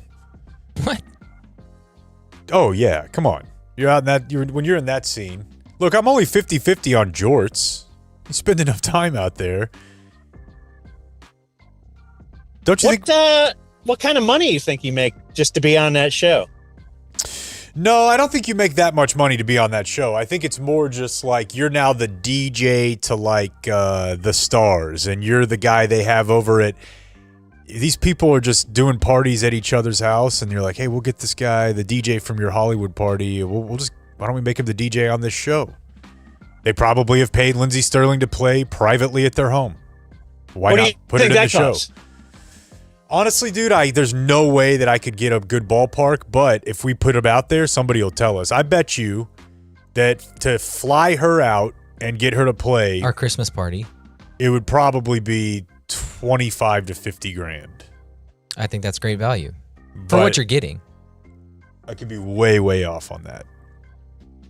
Way, way off. This is a very interesting email to me. This comes to us from our friend Jefferson. A couple of days ago, we had our dear friend Dale Hansen on in the Hang Zone on the Dumb Zone out at Emu Tom's house. And part of that was Dan had some old audio of a report that Dale was doing back in his WFAA days when he was the sports anchor, and George Reba was out in the field as a correspondent. And he was talking to Melissa Stark, new female reporter on Monday Night Football. It was very funny. There was a back and forth. So Jefferson has an exchange in person with George Reba. He says, "Dear Mr. Intentionality of the Erogenous Zones and Cali Sober accountability partner, hearing Dale Hansen Unplugged on the show on Friday with the boys was the equivalent of being treated to a modern-day Sunday night sports special roundtable. The exchange with Dale and George Reba when George was interviewing Melissa Stark in Washington had me rolling. So, this guy goes to the gym in the morning and he sees George Reba. He sees him every Tuesday and Thursday at 8:30 a.m. He's been seeing him for a while. No words have been exchanged before, but this time, when they make eye contact, he walks up to him and he says, "Hey, George, Dale wanted me to ask you how many guys are on a football team." Awesome. I said with just a small trace of shake voice, referencing the punchline of Dale's joke there. And he said he was really into it. His warm smile quickly morphed into a face of confusion. "How many guys are on a football team?" he responded. 11. George, 25 years later, was quick on his feet, smooth and composed, and as nice as could be, just as the haughty Hansen described him. He said they ended up talking for 20 minutes. He was the first person to tell him that Dale had brought this story up and that we had played it, so it ended with George Reba clutching his iPhone to his ear with the volume turned up high, listening to the Dumb Zone, laughing so hard that tears began to form in both of his eyes. Awesome. He said he didn't remember at first, but the longer the audio rolled, he could see the memory clicking. He said, "Hansen, that SOB, wiping tears from his eyes. I'm going to call him today. Thank you for sharing this with me. This made my day." Very cool. And I responded to the guy, and I was like, well, this better not be fake, because it made my day, too. Yeah. So. Stop thinking everything's fake. If it's fake, still, like, it's kind of like if you found out that girl you were chatting with in DMs turned out to be a dude. Did you finish? It depends. If you've done it. Was it good? You know, was it good? Was the dude, did he say the right things? Did he type the right stuff? You know? Yeah. You felt good. You felt good. Let's just be happy. That you actually felt good for once in your miserable life. I actually value my the emails to the show more than I do my personal communication. Now that you put that out there like that, I really don't care if anybody that I'm talking. This matters though, okay? These are emails. Yeah, I have a Hansen one from Robert, who said, "I've written in a few times. I've listened to literally every single episode of the Dumb Zone. Hey, no. Dale is on the Mount Rushmore of Dumb Zone episodes. Wow, that was absolutely incredible. And you all knowing ball enough to lay out and let the man cook was so good. I'll take your cock out of my mouth and hang up and listen." Keep it in there. We love it. That's from Robert. I've got one. Yeah. This says, "Hey Blake, I know that DZ isn't super into soccer, but the team Haralabob owns is in a position to be promoted to Spanish's first division. In the standings here, they're 3 points back of getting promoted. He says if they do, they'll play in the same division as Real Madrid and Barcelona next season. That would be awesome." Yeah, he's somebody's gonna write a book. I don't know how. I'm sure it's not like it never happens, but moving that rapidly up from third to first anywhere in the continent, I don't imagine it happens too often. Unless you're Ryan Reynolds. Yeah, like I said, that's what I'm saying is I figured there'd be a book or a documentary about it at some point, and he's a guy who, I was gonna say he likes attention, but I don't know that he really does. He likes to pick his attention. Yeah. And the Ryan Reynolds thing, like, is that just they just throwing money at it? Yeah, but that's all it is. That's all it is in any. Well, money after smart, right? You can't just throw money after just nothing. Money and some smart, yeah. Right. If you know what you're doing, like, yes, I think that's how you have to do it over there to win. It's extremely competitive. But it's like which is business, right?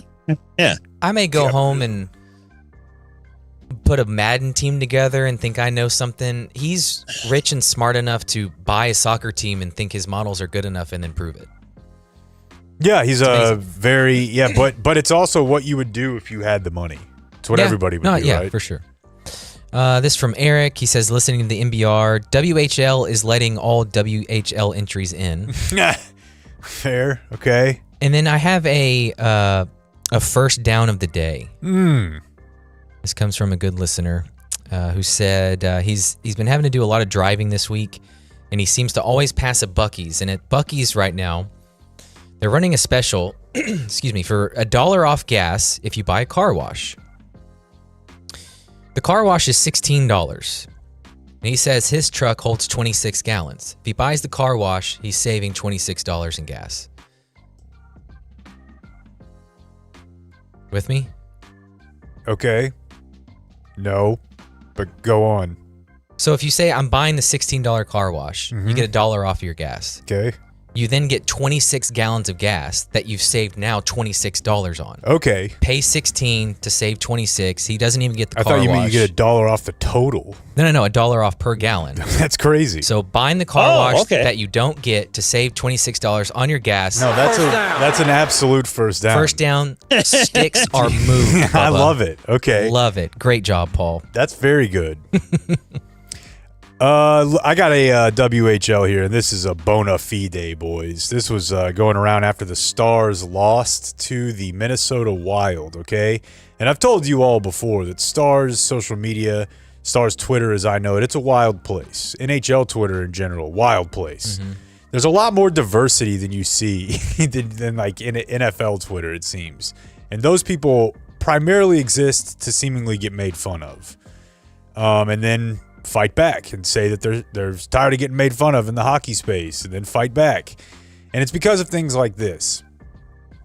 The name has been redacted. As a Dallas Stars fan and someone from DFW, I'm just going to say this. We may be salty at this loss, but after the year that Minnesota has had and the fight your city put forth against fascism, I'm happy that you won.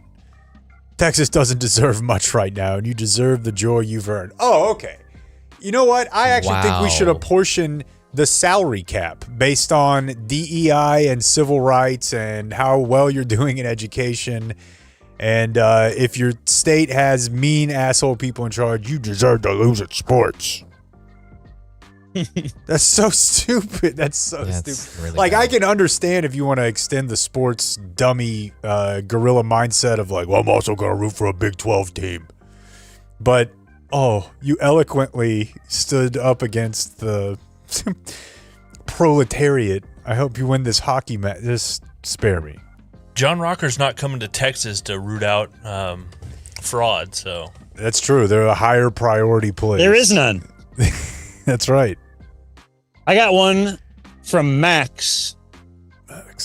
Who says, well, he's also got a gummy thought in here.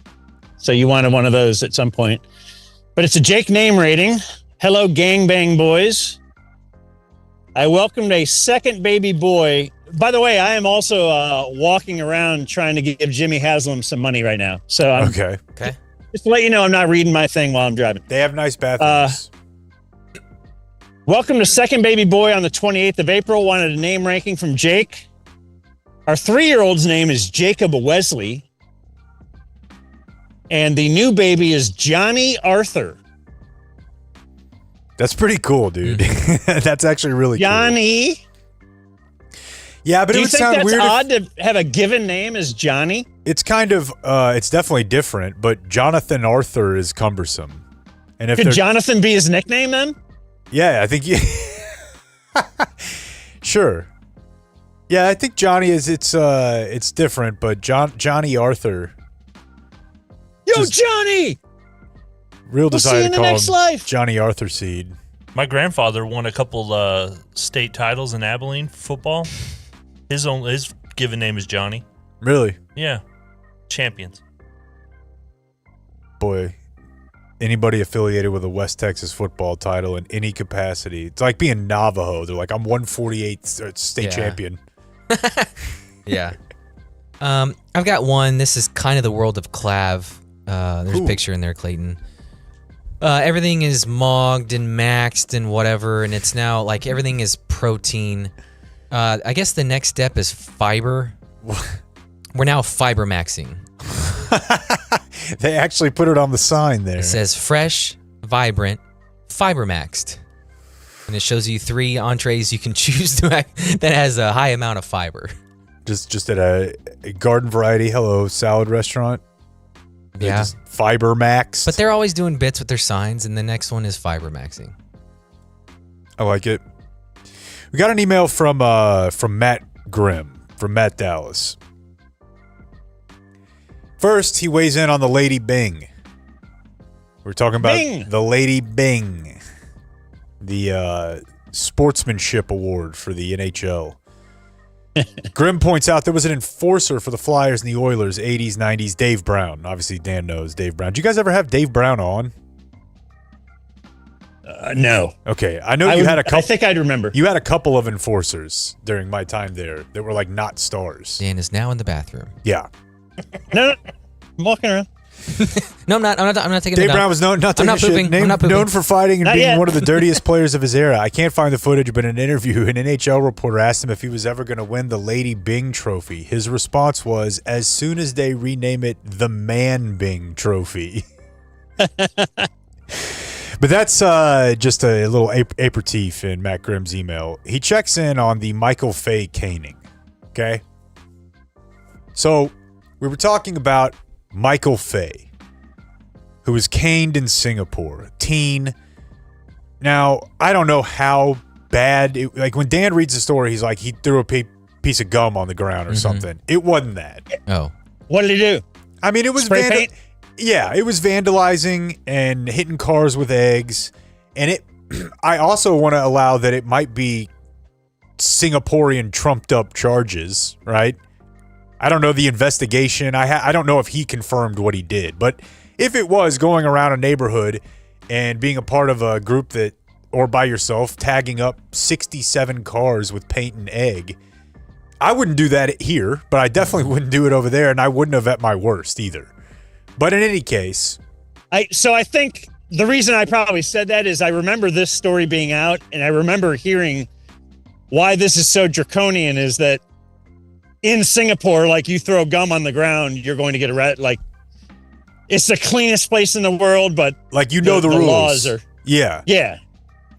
So yeah, the laws are really you'll be thrown in jail for littering type thing. Yeah. So he's a part of a group of dudes. There was some stolen stuff. I'm just again saying I don't know the degree to which he was involved, but it wasn't just just a little screw up here.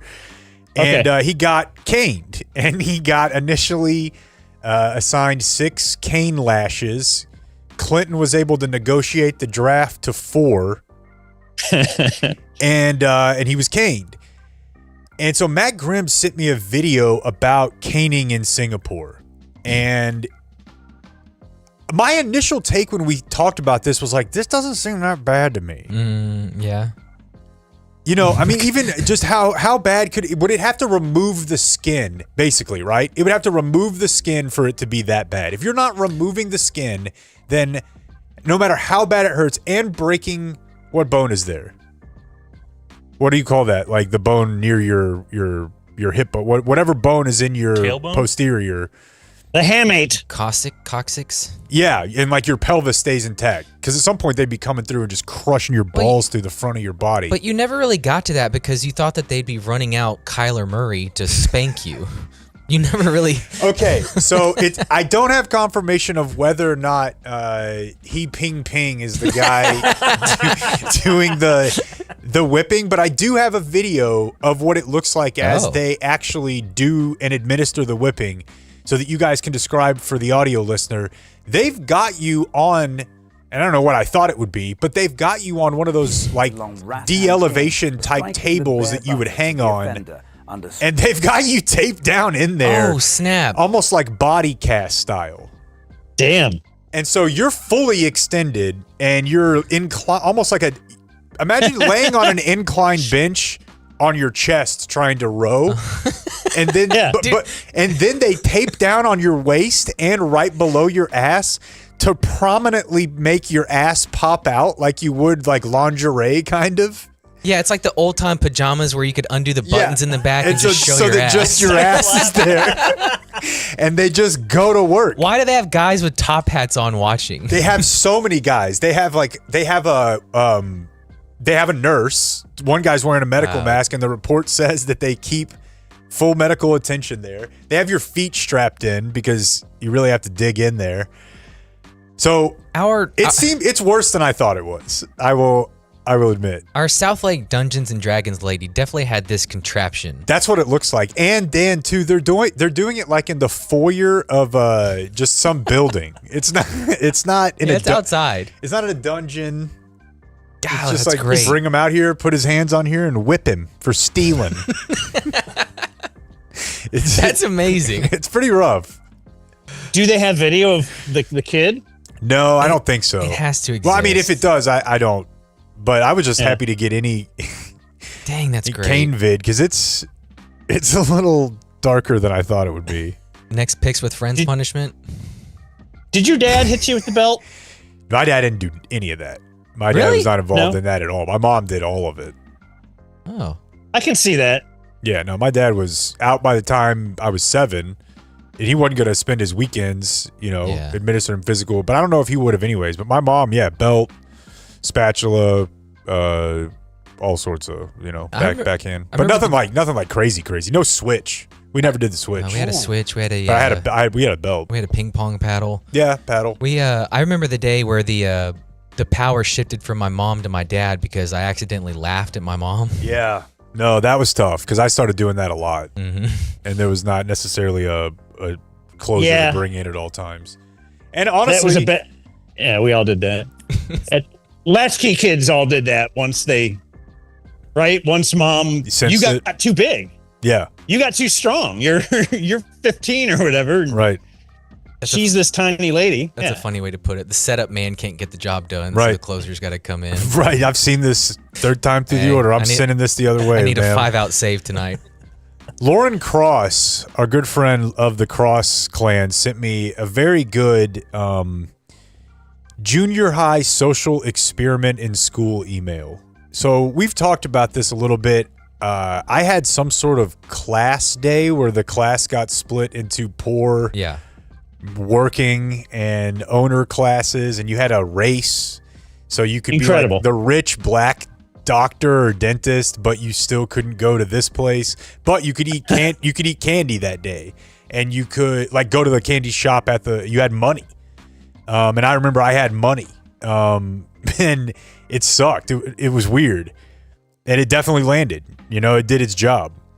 But in her case, man, I guess, but she's talking about a middle school in Denton, okay? And this is 1997, 98. Lauren and I are the same age, so she's probably, 12 at this time, 12, 13. They read the diary of Anne Frank. And out of that lesson, they are divided into 4 teams, and only one of those 4 teams has the experiment with reading the book. So this was not every kid. So they got, basically you got assigned a role.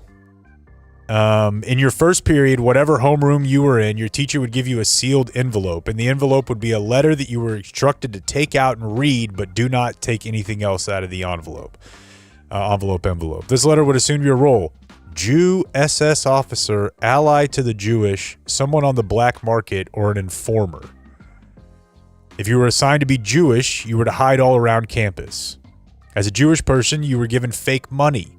Some had a lot. Me. Others had very little. We were also given a Star of David patch to wear the entire day.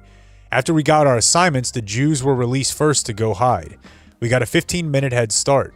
As an SS member, if you were assigned that, those folks were assigned to try and find us. If we were caught, we were sent to a concentration camp. This was our science room with Coach Thompson. Also tracks. In this concentration camp, we were assigned cleaning duties to get out early if he felt like we deserved it. You could also bribe the guards with fake money, which I had a lot of, so I bought myself out pretty quick. Once I was out, got a better hiding spot, another team's closet. Literally a closet. Remember, everyone else, all of 7th and all of 8th grade, are continuing on with regular class. I sat standing in a closet for about 2 hours before an SS guard came into the class to search and found me. I was taken back to the concentration camp, blah, blah, blah. Out for a second time, I found a classmate who was someone on the black market, paid him to take my Star of David patch, but an informer saw this and found an SS officer who arrested me. I paid to get out again. I lasted the next 3 hours or so until the end of school day. Basically, they were just doing this all day. And kids could get lost. You just hide. I don't know that there's ever a time where they don't know where a kid is for 2 hours now. But as part of some game where you're just mimicking the slave trade? No. It sounds like a lot of fun. It sounds like a lot more fun than reading or science class. Well, if we're going to compare it to that. Well, I am going to compare it to that because that's what the other kids were doing at school. But it also kind of just sounds like adults being like, what if we made him do this? That's insane. I left out a lot and she left out a lot. You know, like there's people here, I'd love to hear from somebody who was given the role of being an SS officer. Like, hey, you get to play Hitler today at school. How about the informant? Yeah, you fucking rat. Like, I don't know. I don't know what Jake's like, I'll be that. Right. Immediately. Was that you who used to tell on your brother or vice versa? The brother one, I feel like that's just a full vice versa. But if you're referencing something for me specifically, I was a big puss in my friend group always. I know that doesn't track with the other stuff, like in the same way that the sleepover bit. Yeah. Yeah, that was not a fully isolated incident. Like that was the biggest one where my friend snuck out of the house to go meet up with girls, but I was too chicken. So after about an hour and a half of being bored alone at home, I texted him. I was like, your parents are up. I think they know y'all got to come back. They got home. I'm like, I don't know. I guess they went back to bed. I guess they went back to bed. Hey, you want to play Madden? Everybody happens to be home. Are we fans of slowed down audio? If done right. There was a new server created in the Discord of show highlights, show clips, things that maybe the audience thought was funny. They thought that this exchange was funny, and we can stop whenever. Like, what if the cow never existed? What would you do? Because without the cow, would you have cheese? Would we have America? Whoa. No. I mean, you wouldn't have it in its same form, right? Did we used to ride cows to defeat the Indians? That's how we got all the horses. Okay. Not enough. Yeah, I think it's best when done in doses. And yeah, kind of pondering if America would be the same if we never had cheese. It's a big part of it. It's a big part of it. So that's a gummy thought. For sure. Yeah, I had from that Jake name rating email, I forgot. He also had a gummy thought in here. He says, during the long nights of having a newborn, I have a gummy thought. And I'm having trouble deciphering whether I can even understand this. So I'm bringing it to you guys. He says, are there only guys in Vietnam wearing Vietnam veteran hats? What does he mean by that? He's saying women didn't serve? Is that it? It's got to be. That's not that great of a point, though, right? I'm trying to think. What does it have something to do with? Did we lose that war, and do we just send the hat like? Oh, okay. I don't know if that's it. If that is it, that's funny. What? You know, if we always just send our second place or losers gear to other parts of the world to wear, do we send them like America's? Because we didn't exactly take a big win on that. That would be, if so, that's quite next level. That's where I was going with it. He just needed to submit it to you, the writer room. I think that's probably pretty good. Everybody feel good? Mm-hmm. All right. Well, is there no close for not? I know that's not the close. I don't think there's really a new close for viewer mail. Okay, Maybe a well, why little don't I close it applause? by telling Maybe you we- this? It's time for Cool Not Cool. And Cool this summer is taking care of your floors, Dan. You can get your entire project, your entire flooring project for less than $100 a month, courtesy of Flooring Direct. The website is flooringdirectdfw.com/DZ. Exclusive 36-month financing, 0%, free financing.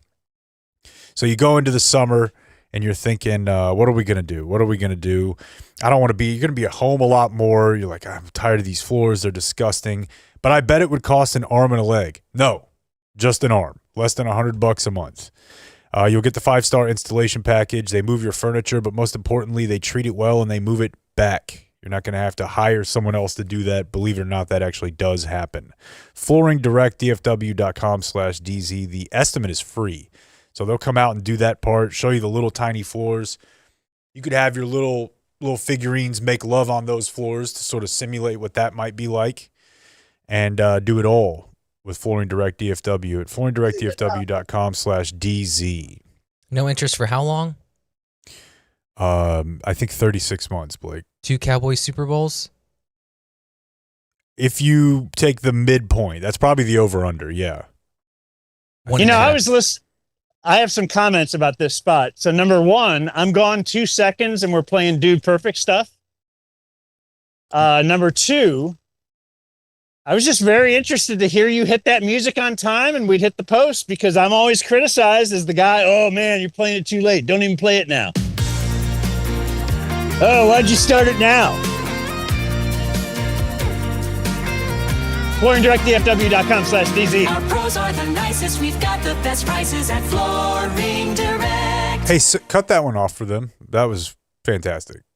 Here's Jake with the Dumb Zone News. Let Blake play it every day. You back in the vehicle? Almost. Okay, let's. You guys don't even know it. I went to the bathroom during one of those stories. No, we kind of we kind of knew. Yeah. Oh, okay.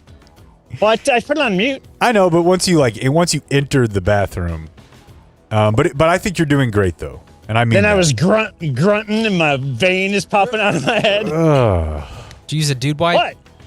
Grunting.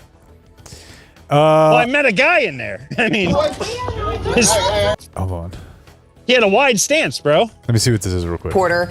Okay, so there's a story I want to start with for you here. This comes to us from Graham, Texas. Steers. I knew you'd be on that.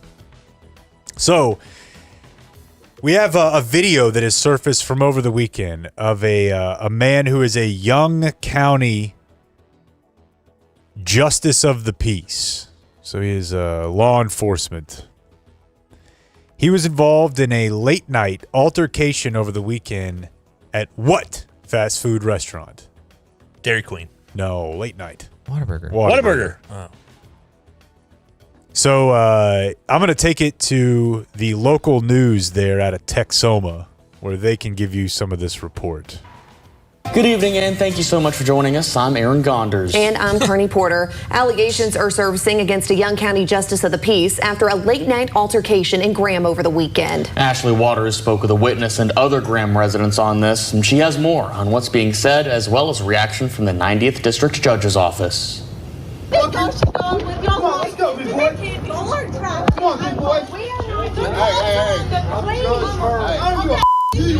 Questions are growing in Young County over allegations involving Justice of the Peace Precinct 1, Jason Hearn. Nothing like a mid-market delivery, is there, Blake? Just on your way up, trying to find your She's voice, working but hard. still kind of trying to... Questions are growing in Young County over allegations involving Justice of the Peace Precinct 1, Jason Hearn. According to witness Preston Burge, who says he was present, the incident happened after one Sunday morning at the Whataburger in Graham. Burge says famous social media influencer Danny Duncan and his film crew were also at the location. Who? Danny Duncan. Danny Duncan, 69, has 3.7 million followers on Instagram. He's got 8.1 million subscribers on YouTube.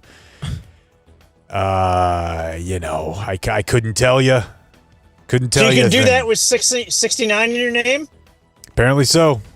Check me out, Bracket Dan 69 on Instagram. Or DumbZone 69 on what? Instagram? TikTok? I don't know. Yeah. Yeah, I think it's No one knows. We weren't allowed. Yeah. Yeah. So Danny Duncan and his boys, they're pranksters.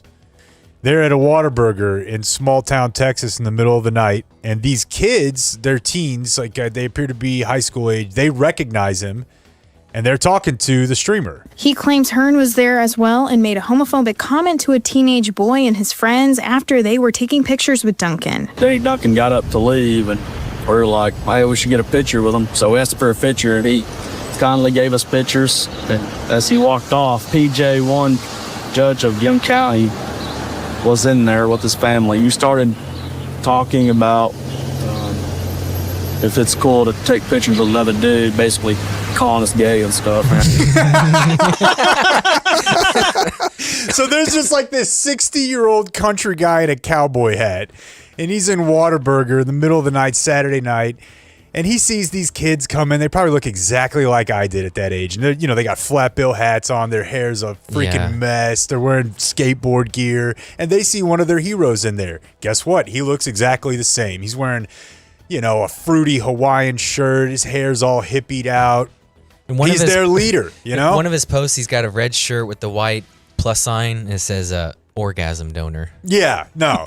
Just bits for days. Think of your teens, 20s, and these guys are like, holy shit, we're in this small town, and this guy's here. Let's And get a picture." Graham. And in that moment, as this old fucking redneck is Terminator scanning this Whataburger, he's like, what I see wrong with society is right before me. And he just can't help it but to be like, hey, homos. What are you doing? Taking pictures with your boyfriend? Are you in line or not? And the next thing you know, you've got a fight. That's awesome. Yeah. So they've not fired the guy yet, and I don't know that they will. It is a small town, but they got into a fight. It turned into a fist fight. I mean, the video is the guy who's the older guy is punching a high school kid who is then punching him back. And remind me, he was the Justice of the Peace or something? Yeah. Okay. The title's always been a little, a little shaky. There was news coming down yesterday during the show that we had a mass shooting situation in Carrollton. 2 people dead. At my ice cream place. 3 hospitalized. Really? You have an ice cream place in Carrollton? You go to K-Town for that? Oh, yeah. Okay. Oh, yeah. They have good desserts. Okay. I need to... It's not that far from me. Add it to your rotation. Okay. Because I don't think it's any further than the place in Las Colinas, really. For you, yeah. It is? It wouldn't be a bad stop on the way home from here. Like George Bush in 35. It's that like shaved ice cream. But it's not like it's not a snow cone. It was just very light. No, yeah, I dig it. It's just delightful. Whites are so bad at desserts. Ice cream is pretty good. Mix it up. I like it. In any case, there was a murder. No. But the good news is it was just a murder. So what we have is a 69-year-old man who has been identified as the suspect. He was arrested after a small, short foot chase. That was not a joke at all because this man was Asian. Mm-hmm. And his victims were also Asian. They say it was... And you're saying that's the good news. A business meeting. I am saying that is good news on a number of fronts. A number of fronts. I am saying that it is good news that it was an intra-race, or rather. I'm saying that when I saw that there was a shooting at the Koreatown in Carrollton and that 5 people were dead, it felt like this is probably somebody who was looking for Korean people, and I was very, frankly, worried for a few hours, like, oh, God. And then you saw the name. And I saw the name, and I saw the guy, and was like, that's not really my problem. I don't know. I follow the Twiggy rules, Just hoping it wasn't a white guy? Yeah, hoping it wasn't a white guy. And it wasn't targeted towards specific Asian. It was targeted towards these specific people. It was no, it's horrible, obviously. But if we charge people more for hate crimes because they do more damage to society. So let's also react the same, right? It's not as bad. It wasn't a hate crime. Now, if it Right. was, No, that should be I think generally the public is like that, but you're right. Yeah. You should kind of say, what's the big deal? It wasn't a hate crime. Kind of charge it to the game. It's business, bruh. Yeah. Now, if it's a Chinese guy shooting Koreans, are you just lumping that all into one category? What I'm doing is staying away. Speaking of, that's probably what we should do here, but we're not gonna. Because there's something going on. And again, I think I've told you guys, my entire social media feed, it's a lot of Texas Red being really upset about the amount of brown in Texas. But as we talked about with the Muslim games, these sports tournaments that were going to be at Colleyville Heritage that got moved or canceled or postponed because the governor of Texas deemed them affiliated with a terrorist organization. So even if they had not called it the Muslim games, I think they were probably in for an uphill climb because of their affiliation with a group that the government deems to be problematic. But you don't have to name it that. And in this case, we're talking about there's something in Grand Prairie called Epic. You guys familiar with Epic Water Park? I think so. It's a big, big city. I think the Ticket used to do stuff out there. It's a city-owned indoor water park, and it's huge. It's cool, and it's in the news right now because there's a flyer out there for an event on June 1st, which is a Muslim-only event at this water park. I don't actually know how to say the word, but that describes the event as. But essentially, it's a Muslim-only event, meaning it's going to be. Now they've removed Muslim-only, but the intent of this is to say like everybody here is going to be dressed that way. There is a certain. Again, there's a certain way. There's a certain type of personal space that they stay away from each other. There literally is, and it's still on their website, even after they've removed the Muslim-only part of it. There is instructions about, like, not staring at titties. Like, avert your gaze. You're not, like, there's an actual rule, which probably is in the Bible, too. We just don't say, like, we don't actually go out in public and say we're following that. Huh. Yeah. But this is, as you can imagine, going over super well. Has it hit Facebook yet? Yes, it has, which means now it's hit the New York Post that Epic Waters in Grand Prairie, which is, again, city-owned, taxpayer-funded, is having a water park exclusively reserved for Muslims. Modest dress only. Halal food, which is just every Wednesday night for me now. Yeah. Like, does anyone actually care, though? You know what? Can I say... My tax dollars are going to this party, Dan. Can I actually say that I kind of do a little bit care? And I'm not trying to be logically consistent or avoid hypocrisy just to do it. I just think it kind of is weird to me when public places get overly Christian. As someone who in my life maybe has been in some uncomfortable situations where I'm like, this isn't really a place where there should be church. It's odd to me. Now, I would just not go if I were not. That seems like a pretty easy one to just not go. But I do think it's weird if a place that is paid for by the government is going, like, that's a day that I can't go to that park.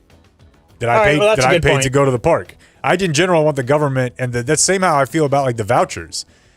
A lot of people on the Republican side are like, this is crazy. These Muslim schools are going to get these vouchers. I'm like, I don't think they should they shouldn't get them either. I really want any religious school getting that money. But, you know, you say all that to say, if I have any inkling at all about how the media ecosystem works, especially down here, isn't Alex Stein just going to be there? Like wearing like a Speedo and just like they can't keep you out. Like, and obviously they could come up with some sort of subjective disturbing the peace. You're not allowed to have a camera, whatever. But they can say, hey, it's strongly suggested that you do this or that. And in a normal world, people would be like, fuck, I just won't go that day. Who cares? Yeah. But that's not, I would not imagine what will happen. But, you know, they have like a prayer room that night. Yeah. No, that's good points. You've made some great points. Damn, dude. Thank you. We've talked a little bit about the mayor of Magnolia. Chip. That's pretty good. But no, this is Magnolia, Texas. He was the news up here because he was on a work trip in Tarrant County in Fort Worth, and that's where he assaulted the woman that worked for the city that he called the sextary. Remember this story? Oh, the old guy? Yeah, yeah, he's oldish. There may be two stories you're confusing. This is not the guy that would say, hey, you don't even know what I do in those white pants back in the day. This is the guy that assaulted a pregnant woman on a work trip. Okay. So this is really The other guy's funnier. The other guy's definitely funnier. Was assaulted. Yeah, they said he punched her. Oh. Remember? Oh. According to Gable, the mayor allegedly attempted to pull down her pants in public and later grabbed her by the throat, pinning her against a structure outside a hotel while she was 5 months pregnant. Don't like that. Well, let's get his side of the story. Well, the news story is that she didn't want an open concept. Again, they were not even in a relationship. The news story, though, is all of the people, he had apparently been firing people. This is what I wish would happen to Nico. He had been firing people for months because they had been finding out about his bullshit. So now all of those people, now that he's in trouble, are suing him. Like, yeah, you see, clearly I was wrongfully terminated. So you're gonna be hemmed up criminally, civilly, all over. Which, bro, I mean, I get being horny, but if you are so horny that you have to like body slam a pregnant.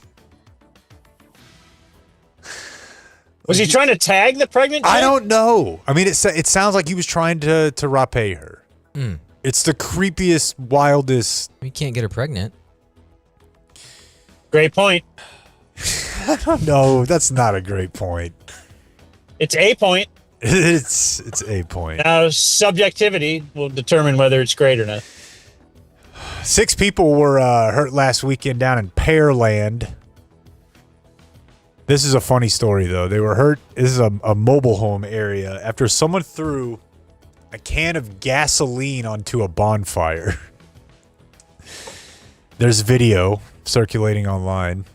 At a mobile home park? Well, it's like a, yeah, I guess so. Correct. All right. Yeah. You probably have like a burn pit, you know? And somebody threw a can of gasoline on it. It exploded. Send 6 people to the hospital. And you just know, especially as like a big boozer, I mean, they're just, if you're really on a certain wavelength, Sunday at about 6 p.m. is by far the most dangerous time. Because you just really haven't like stopped. Monday's coming. Yeah. And you're like, you got a few hours left. I promise you, dude. And you see it a lot because I think people will tie it to like football games. You know, you'll see violence on Sunday night and it'll be the Cowboys were playing or whatever. And I think a lot of times it's just people are whacked by Sunday night. For me, it's when you first hear the 60 Minutes sound effect on the afternoon game of the on CBS. You know your weekend's about over. You start getting pissy. You know, we were talking about the other day when I twisted my knee up and the guys on the God Squad, the team we were playing, came over and prayed for me. I wish you wouldn't have let them do that. And I immediately popped up and just, better or not, in my head I was better. I had to be better. In a sense, proved that the prayer worked. Exactly. And in a sense, that might kind of be how church is. Like, look, you just kind of need to get ready for Monday. Okay? Maybe. What if you get up on Sunday? You won't hate Monday as much. Get up, talk to your friends, go have a nice lunch. Now, you're not selling me on that necessarily, but if that's the thought, I could see it. And if that didn't work, come back tonight. Got another one. Dude, yeah. No thanks. All right, there is your news. The Dumb Zone News. Like and subscribe. That was a good news. Happy birthday. Thank you. Oh, no. You're good. You're good. There's a bed that goes with that, isn't there? Right next to it. Who's this brought to us by? I don't see it. This is brought to us by the fine folks at Frankel and Frankel. If Dan were to smash into somebody... I'm trying. I know. He's out there Frankel hunting for us. Go Frankel Max at 214-817-333 or 3333. But seriously, folks, Dan just had a nice chat with these boys the other day. Yes, did a Business Wednesday interview with them. I called you after, I wasn't sure how it would go because it was like 3 different guys. It was Mark and Scott Frankel and then Gene Burkett, of course. It was awesome. Their story is so cool. A lot of it really is. He was telling me the story of, he's like, the reason they started doing this, he was working for the man, big companies. And he goes, it's very difficult to go home after you argued and then won a case and you watched them wheel a paraplegic out of there and you won though. And they're all real sad because you denied them the money. And he goes, I wanted to start working for the other side. And that's pretty much what they do.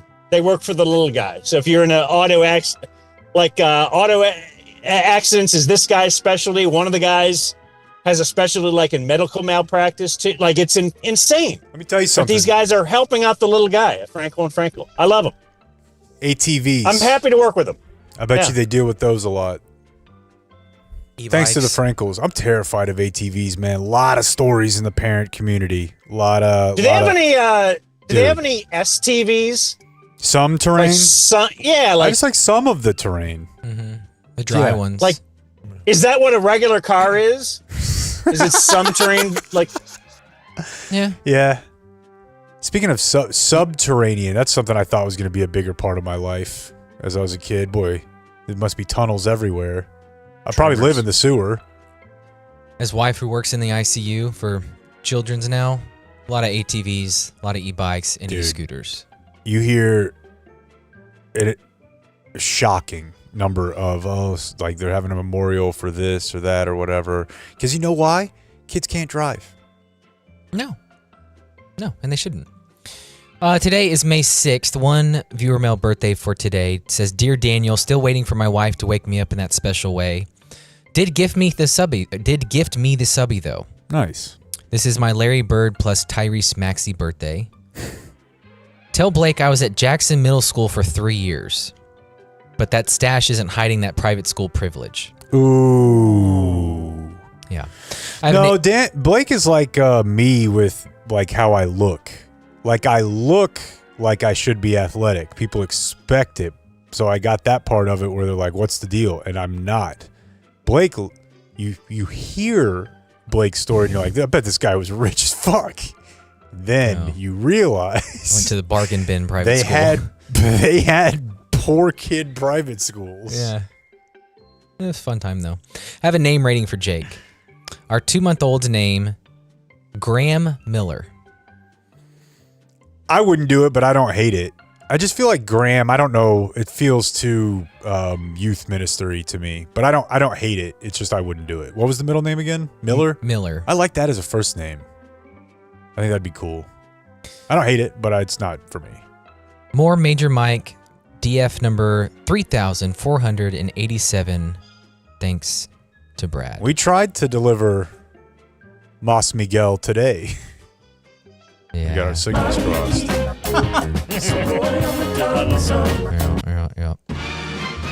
Dumb Zone presents. Do we have anything coming out the next couple days? Is that when we'll get Biz Wednesday? Any movie chance? Yeah, I will have time to sit down and do that. Okay. Yeah, we'll get that out.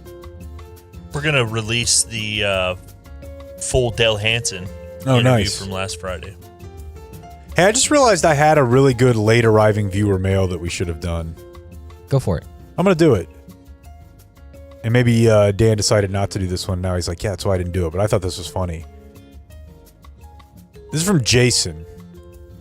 We were talking the other day about getting breast cancer and whether or not it's true that Michael Douglas actually got mouth cancer from Catherine Zeta-Jones's vagina and her cervical cancer, as he claims.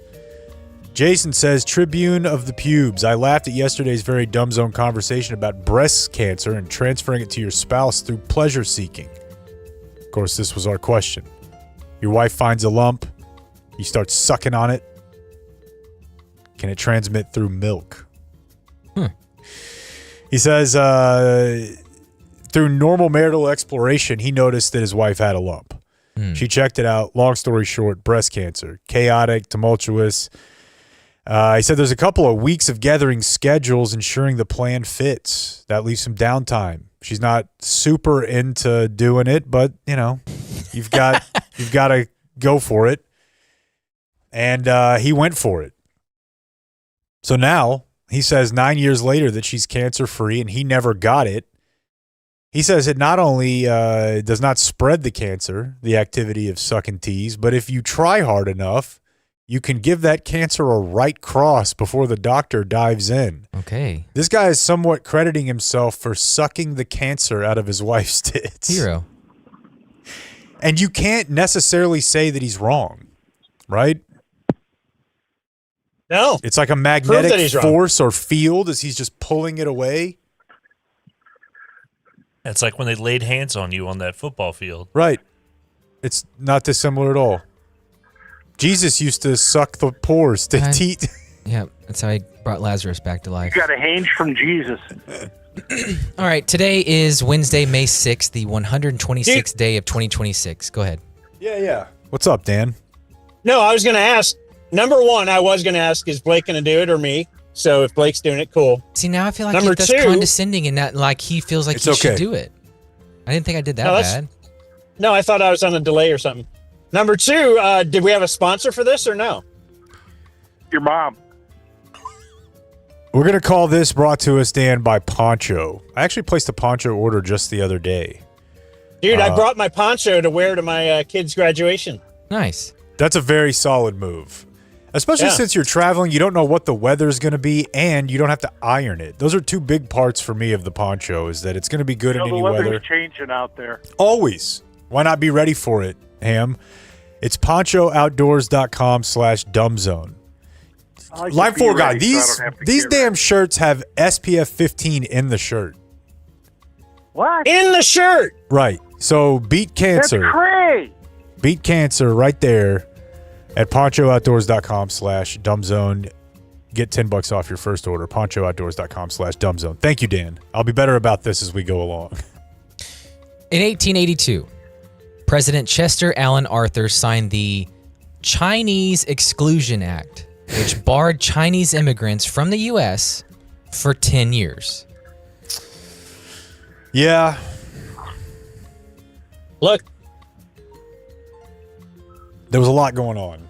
That's what made it. The original plan was the earlier version was a 20-year ban, which is too steep. I mean, the only reason they were letting him come over was to work anyways. It wasn't like they were welcoming him in and, I don't know. I'm sure. Yeah, was there like a huge influx? Apparently so, right? Yeah. In the 1800s? Yeah. Too many. In 1937, the hydrogen-filled German airship Hindenburg caught fire and crashed while attempting to dock at Lakehurst, New Jersey. 35 of docking, see? Mm-hmm. You don't be docking. 35 people on board were killed. I did put that radio report in the Dropbox if you guys wanted to hear it.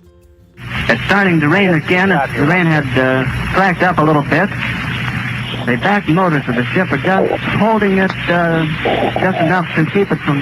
It burst into flames. Get it started. It's rising. It's rising terrible. Oh my, get out of the way, please. It's bursting into flames and it's falling on the mooring mast and all the folks between it. This is terrible. This is one of the worst catastrophes in the world. Oh, it's like 20. How can you say that already? 400 or 500 feet into the sky, and it's a terrific crash, ladies and gentlemen. The smoke and the flames now, and the flame is crashing to the ground, not quite to the mooring mast.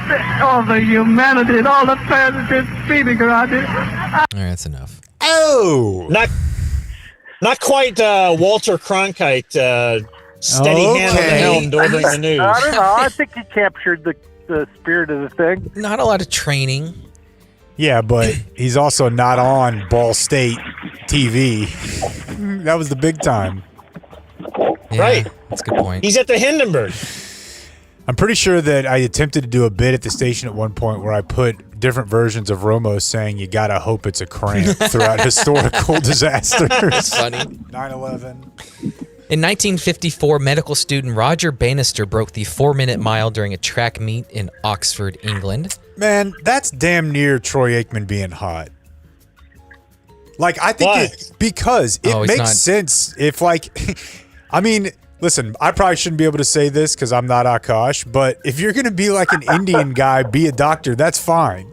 You don't get to be like the most in shape guy, like hunk in the world, and be a doctor. Yeah. That doesn't work for me. Although my Indian doctor is ripped and basically makes me think he's God. What was TC's claim? 6 minute. In like, what did he need? 2 months to train or something? Yeah, I mean, he might have said 6 months, but it wouldn't matter because it would take 5 years. And he claimed genetics? Yeah, and that he used to run. I mean, he did in junior high, right? I mean, Right. TC used to be skinny. TC's not big by nature. Did you guys see the recent winner of the Boston Marathon? Like, I'm not kidding. I think it was the first ever sub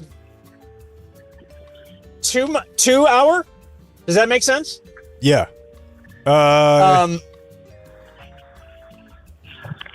Whatever. It was like a 26 miles run, an average of like 4.5 minutes a mile. Right. The winner. 4.5 minutes a mile. Why is no one else excited like I am? Like Which part? I mean, which part are we supposed to be blown away by? I know. I know I have a marathon or half marathon time that's very shitty, so I know how good it can get. But I mean, yeah, if the record mile was 4. So you're saying that's good? It's incredible. Can you run a 10-minute mile, Blake? Yes, dude. Do I want to? A 10-minute mile? Yes. Dan, I think if you offered me a pill that I could run a mile in 4.5 minutes, I would say no thank you. Like, why? Like, what's the utility of it? You've ever What said. how am I going to monetize? What is that going to do for me? Not everything's about with you there. monetizing. But I'm Just the saying, I don't- experience of do you running think I'm that gonna come in here, fast. dude? Monetize. 4.5 minute mile Blake today. here for Run Plus. Look at my score. Look at my fitness. I Just crushed it this experience morning. it. Just Who get out there and gives run. a shit how fast you run a mile? And you could go experience Isn't running. that one of the superheroes on The Boys? He can run a 4-minute mile. Who Call him the mile. They cares? absolutely do. Marathon They times don't absolutely mean do. Yeah, anything. But In the fact, superhero on The Boys took an Uber to the front of the line like Bree TSC and posted it on their Instagram and lost their account with hymns, their influencer account. In fact, the person who's running the 8-minute mile is burning more calories. They're running longer. That's possibly true, but at a mile, I'm actually going to say that's not. A 4-minute mile, you're almost sprinting. So I'm with Blake. Dan's got the biggest grin on his face right now in that car. it's just, how do I make money off this? Well, I guess it's not money. I'm just. You're doing it to tell people how fast you can run a mile. because it'd be fun. And then How is it and fun? then you could be like, dude, I could go run. Because if you could run a mile in 4.5 minutes, you could run a lot more places. I don't want to run places. I don't want to run to begin with. Well, I mean, I think, again, once you're at 15 miles an hour, Now, it's just boom, boom, boom, boom, If boom, you're boom, telling boom. my home to first time improves with it, then I'll take it. But I'm not going to run past the houses in my neighborhood just slightly faster than I could now. It's ridiculous. Clayton. In 1999, Whataburger opened their flagship Whataburger by the Bay in Corpus Christi, Texas. Hell yeah, brother. Whataburger by the Bay. 6,000. Where on earth could you be? Who Ham? is it? Okay. That's not me. I know. Windy Turn off day the on other the one. tee box. He's on the links. What's up, bros? Put your phone in your pocket? What are you doing? Huh? In 2004, an estimated 51.1 million people tuned in for the finale of Friends. Okay. They got to see Rachel get off that plane. She was going to go to Paris for her new job. Kind of forgetting that she had a baby, Emma. Huh. Not sure how they were going to tie that one up, but she stays home with Ross as Chandler and Monica move into their new house. She was just going to leave Ross? Yeah, because Ralph Lauren gave her a sweet gig in Paris. It was her dream job. That show did more damage to the American family. I think it's great. The importance of friends in your Downfall life. of Western civilization. In 2013, kidnap and rape victims Amanda Berry, Gina DeJesus, and Michelle Knight were rescued from a house just south of downtown Cleveland. Their captor, Ariel Castro, hanged himself in prison in 2013 at the beginning of a life sentence plus 1,000 years. Scram, okay? We don't even start counting 1,000 years until you're dead. Was the FedEx guy live plus 35? I don't know. I thought he got live. death. Oh, death. Like, what's the point of that? Why do we do that? It's just a slap in the face. No, I think it's to guard against cryogenics. Just a hedge. You know, you can never be totally sure. You know? Hedge your bet. Hey, bro. Didn't we stay in that house for our Airbnb? Boy, wasn't far off. Wasn't too far. Dude, too far. the upstairs bathroom, the bathroom with the shower, leaked so bad that water pooled and then fell through the ceiling. We were in a bad part of Cleveland. What, that was in the Ariel Castro house? Not too far. Almost. Oh. Dead giveaway. On this day in Dumb Zone history, it was the Blue Angels flyover day. Oh, wow. So as nurses were dropping left and right from coronavirus and death and blood and guts everywhere, hey, come outside. Look at these planes fly overhead. It'll make you feel better. You know, we try to think of ourselves as a very modern society, but it is super North Korea to be like, everyone's bummed out. Get the jets. They're not doing anything. Fly the jets. Get the drones, too. And this was brought up in the news. People were tailgating on 114 for it. I went out there and saw. People were across the bridge, up and down the freeway. Nobody had anything to do. And they're just doing tricks over the top of us. It was very surreal. Could you imagine? But I had a mask on. Okay, so. This was the show where you played, and I think we need to revisit this, the 60 Minutes edition from back in the 90s, I guess, that specialized on fat Americans. No, it wasn't the 90s. It was like the 70s. Oh. But it is. Here, pull me up. Gracious. Pull me up and I'll play the intro. I'm going to say late 60s, early 70s. Turn down that audio, Blake. It's all coming through the same channel. I don't know what to do. Well, hang it up. All right. So now Dan's gone? No, he's gone.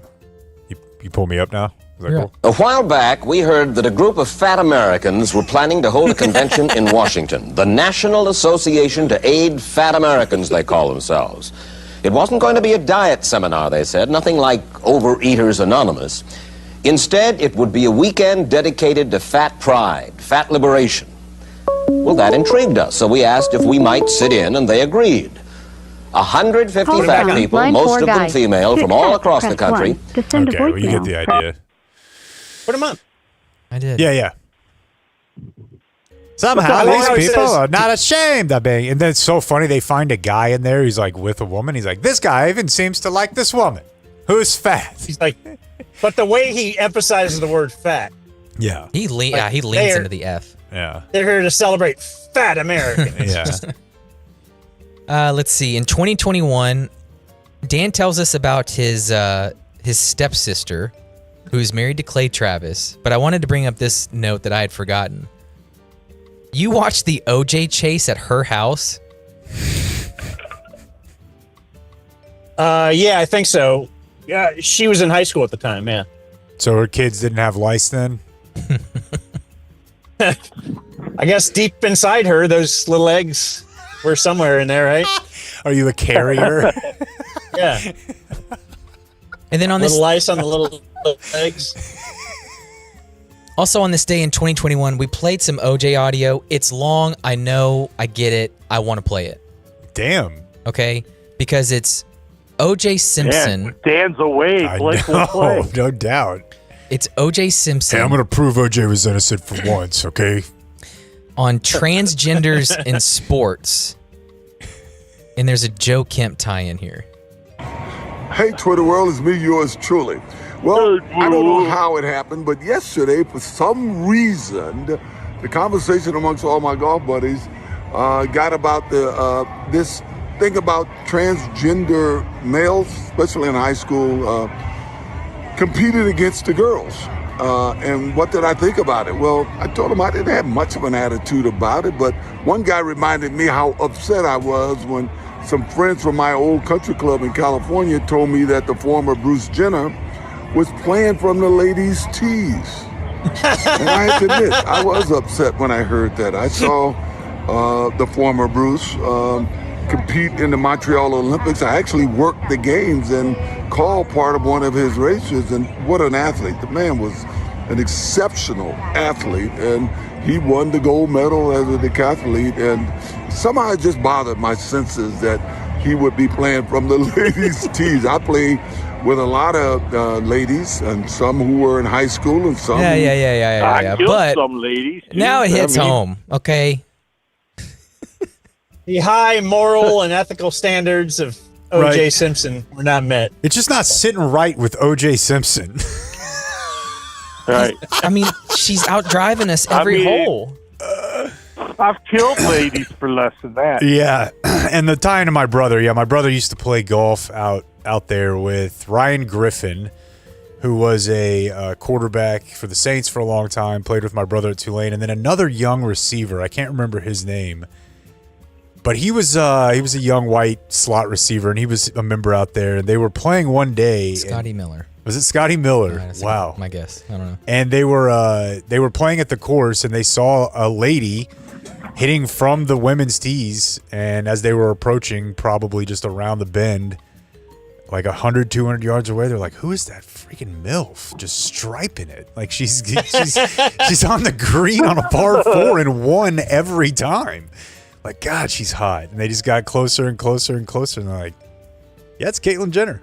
It's and then Joe was like really pissed, just like OJ was. He's like, what this is not right. Yeah. Like she's carding this. Going back we don't have any problem with the moral choices, but play the right team. Right. Yeah, this is not work this into the handicap somehow.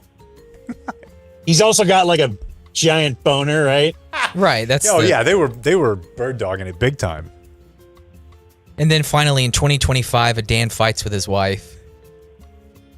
They fought because Dan didn't say bless you on her second sneeze.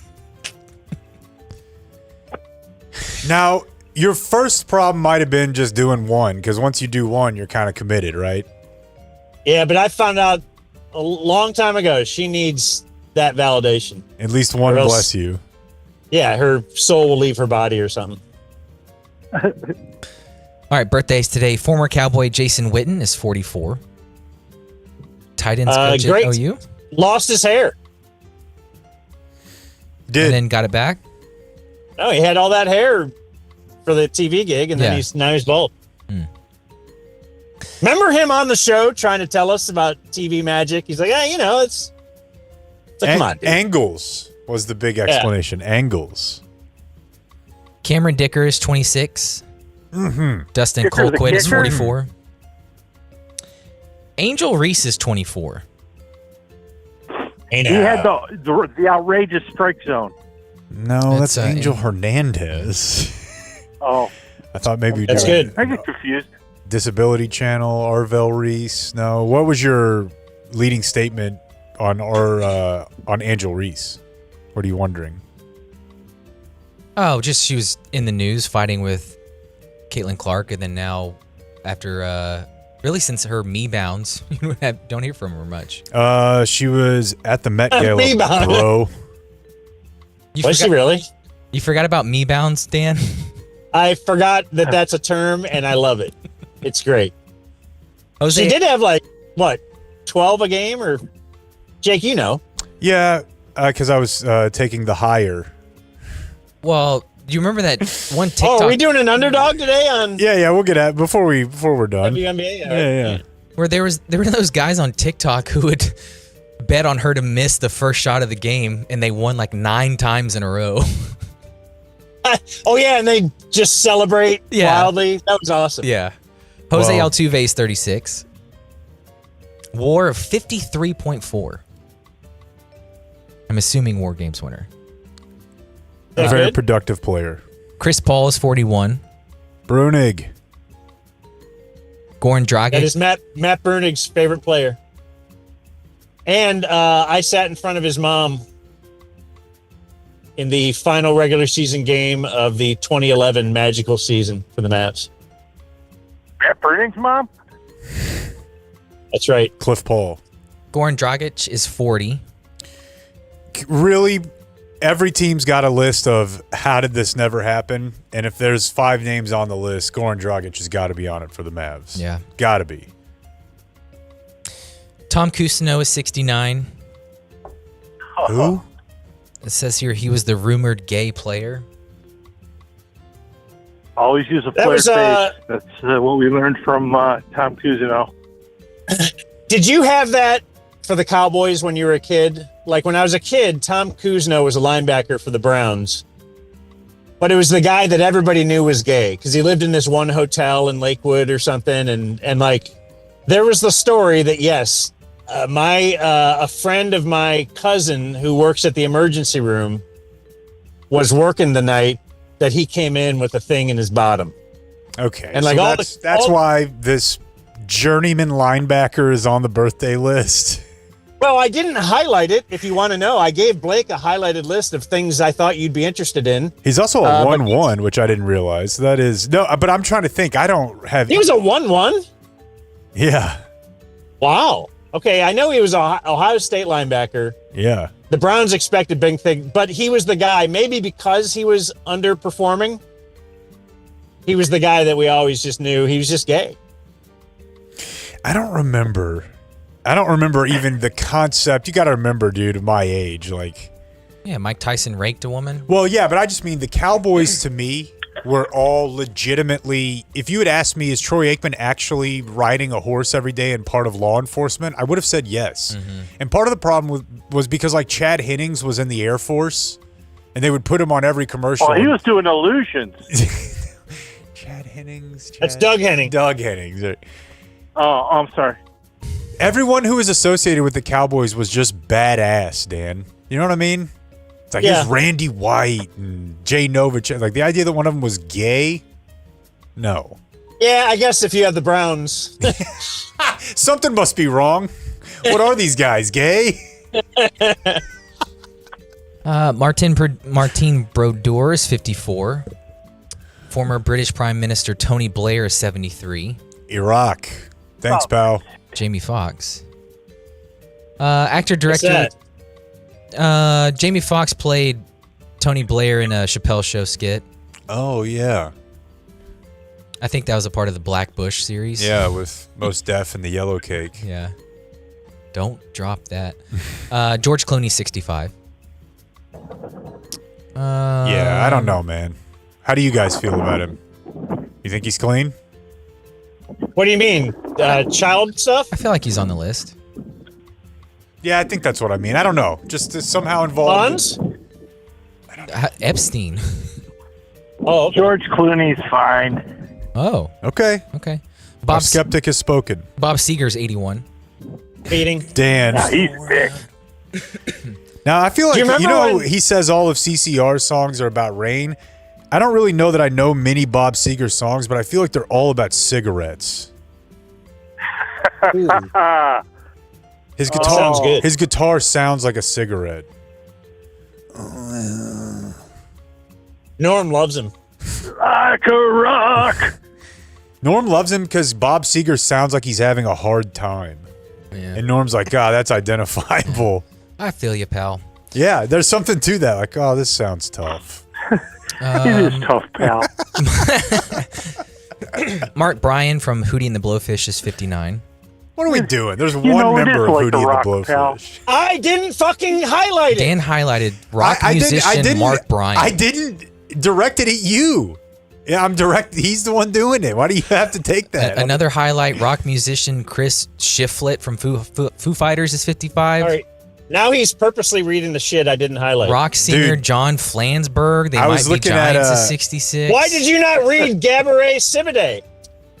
I was afraid I wouldn't be able to nail the pronunciation. Hey, how about you stay off his ass? He's the one reading it, okay, dude? You didn't put up a fight for she's Naomi Scott. Oscar winner for Precious. I'd never heard. You think empower your people and let them go.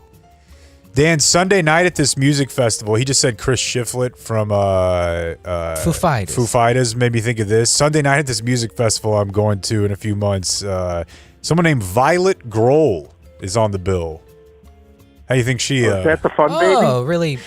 Battle of the Bands her way up to the top? No, I don't think it's the fun baby. That'd be hilarious if they put his 1-year-old that he had out of wedlock up there and they're like, good luck, champ.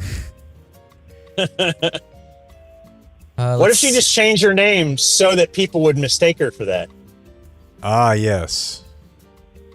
That's why I changed my name to Jacob Epstein. Other Dan highlights, Sadie Sandler is 20. It's got to be the same deal, right? Now he's making shit up. A YouTube star, Carful's 18. Dan, I don't know where you're getting this list. And finally, Prince Archie of Sussex is 7. Dan, again. Whew. Rapper birthday of the day, Meek Mill's 39. Bob Kraft. Help get him out of jail. And then the final one, George Henderson is 82. The note here is he invented the wave. Man, that guy... You see that? Somebody should have done a hate crime on him. See that? That was me. Nobody would have been mad. Instead... That was my hero growing up, man. I thought that guy was the king. He came up with the wave. The balls, you know? The thing I wanted to start every time I went to the game. Yeah, no, we all stand up at the same time. It'll look cool, promise. Just do it. Dude, I bet you the All of first us. time... We need everybody. The first time he saw that awesome. bitch connect the whole way around, as it's coming around, just a tear forming in his eye, and everyone's looking around, and the movie ends. Don't yell, it is awesome. It's not awesome. It is. It sucks. It sucks to make It sucks to Mainstream make everybody media is- do something that you... Like, if everybody... It's the pressure, Don't do right? it. It's the pressure. You don't... When's the last time you did it? I mean, I probably And do everybody it. was beating kids up for foul balls. If I They didn't guess have I- anything else to do. I can't recall, but if I go with my kid, I'll do it, is what I'm trying to say. That's a good one. And I know that's where Dan is. That's why he's having to defend it. Should we start it That's at the Dumb ridiculous. Zone Day at the ballpark? I love it.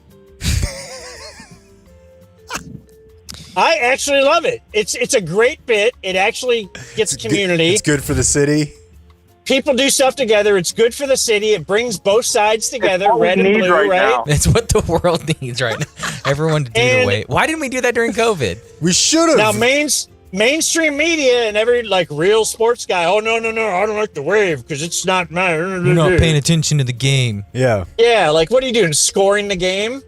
No, you're right. Have a little fun. They should just replace the players with Dude Perfect. All of them. No, you're right. Did you freaking see that when they played at Kyle Field, the left field fence was at like 206? God, only a hitter would even care. Matchbox. What is this, the Polo Grounds? Born on this day, now dead, Orson Welles. That's a great call on of odd dimensions for an old ballpark. Blake. Thank you for knowing that. Sigmund Freud. I wanted to bone his mom. She was hot. Point counter. To him. Reuben Hurricane Carter. Here comes the story of the hurricane. Invented that sandwich. What sandwich? That's a good What's his name? song. Reuben? Dude. That is a good Bob Dylan. I don't know why I said it like I was about to go Rasta. That is a good Bob Dylan song. That's also a very good movie. And I think it gets underrated in the Denzel catalog significantly because he's not killing people the whole time. Yeah. That movie rocks. Why don't you marry it, homo? Maybe I will. I support IR marriage. We said earlier Jose Altuve with a 53.4 WAR. Born on this day, now dead, Willie Mays, a WAR of 156.1. Jesus. Yeah. It's going to be a top 5 or 10 of all time, for sure. Dead on this day, still dead. Mark Tuinei. Ooh. Died at 39. Speedball. First time he ever did drugs. He was stressed. Yeah. Vida Blue. Willie Mays, third overall. Vida Blue. She had sex with 100 British guys at once or something. Bonnie Blue. Oh. Oh, it's Mike's Soroy's mom. I think she's still alive. Vida did what? George Lindsay. I liked it. Didn't know what it. you just said. And Maria Montessori, who invented the school. Yeah. And that I may be was calling them today back. in history. All right, your kid boys, go to I that got to school? get up and down here. All right. All right. Don't lay up at the Masters. It breaks right. Now, Bye. as he lines up that approach, I'm just going to say that I'm going to take the line 4 guy higher on the next shot. And I'm going to do that with Underdog Fantasy. I want to direct you to that Underdog app. Download the Underdog app today. Use promo code DUMBZONE. That'll score you $50 in bonus entries when you play your first $5. Promo code DUMBZONE. Underdog, make picks, win money. It is very easy. It's fun during the playoffs, especially since you can – the thing about Underdog is you can add different cross-sport, right? So if you got to pick a pitcher in a baseball game and a hitter on the team that they're playing, why don't you add a little juice and go grab 2 basketball teams that are playing in the playoffs, and then, I don't know, get nuts, go back to baseball, add another. You can keep track of sports that are happening with a little bit of fun involved by going higher or lower on individual stats. It's fun. Do it. Underdog Fantasy, download the app. I'm going to read you this disclaimer now, folks. Must be 18 or older, 19 or older in Alabama, Nebraska, 19 older in Colorado for some games, 21 older in Arizona, Massachusetts, Virginia, and present in a state where Underdog Fantasy operates. Terms apply. Concern with your play. 1-800-MY-RESET or 1-800-GAMBLER or visit www.ncpgambling.org. Arizona, 1-800-NEXT-STEP. That's 1-800-639-8783 or text NEXT STEP to 53342 NY. Call the 24/7 Hope line at 1-877-HOPE-NY or text HOPE-NY 467-369. Hey, Dan. Hey, I was wondering, does your kid go to Montessori? No. Okay, did she ever? Yes, for a few years. But I wouldn't be okay. quite as involved in the whole public school situation if my kid were I mean, maybe I would. It's your money, your tax dollars. But we're in a public school. But the boy may be a candidate. Okay, I didn't know if the boy was going to go there. Like, I thought it was great. Yeah. When she was in it, and I did know there was a couple of kids that we knew that went there through high school, and I just thought that'd be a really weird experience if someone did that. But it seems like the theory of it is awesome. The learn at your own pace and all that kind of stuff. Learn at your own pace, and I don't know. Maybe it's just because I'm a fool, but I actually, despite all the nonsense that goes on in the education politics space, I actually believe that we do a way better job of raising kids in school than we did when I was a kid. Basically, all the stuff we've been bitching about over the years of like they should teach kids more about that, they do all that now, you know. So home. and finance and how to deal with life. I just every time do they really way more, and every time we talk to about this, educators hit us up like, yeah, we have a program on campus that does this, that does this. And a lot of times it involves the business sector getting involved with the high school. You know, they'll have a job program at the high school. They'll have a couple of our local high schools have like restaurants in the lunchroom. Like, obviously that seems badass because you get to have restaurant food at lunch, but also somebody has to work there and they have kids work there. So there's way more examples of stuff like that now than there was when I was in high school, which I'm sure was just as different as when my parents went. Although actually I, feel like I identify older rather than younger. But it felt like they were just kind of keeping us busy most of the time. And I believe in the where this is all headed to where, yeah, you're not going to have the small numbers and the finish at your own pace of Montessori, but I think they're doing more now than they were. I think the difference between public school and Montessori 25, 30 years ago was way bigger. That is my conclusion, especially if you're in a good public school, which I fortunately am. All right. Well, yeah. Okay. Well, no, I mean, we could do whatever you want, man. If you've got anything on your mind, if you've got any predictions for the road. What state is the college Grambling, the famous Grambling College? Is that Louisiana? Yeah. Okay, then I just passed Grambling. Oh, sweet. Yeah. I passed a city called Grambling, and I didn't know. Yeah, now if you want to, let's see, what part is it, Jags? Huh? I'm trying to see what part of Louisiana. It's not a part I'm in much. But yeah, northern Louisiana, east of Shreveport. You're just taking 20 the whole way, huh? Yeah, I'm taking 20. Man. Had some folks get arrested out that way once. Be careful. For what? Pot? Drugs? Yeah. There's a cousin and a buddy of mine. We were on our way back from the beach, the Redneck Riviera. But nah, you look like you fit in. You'll be cool.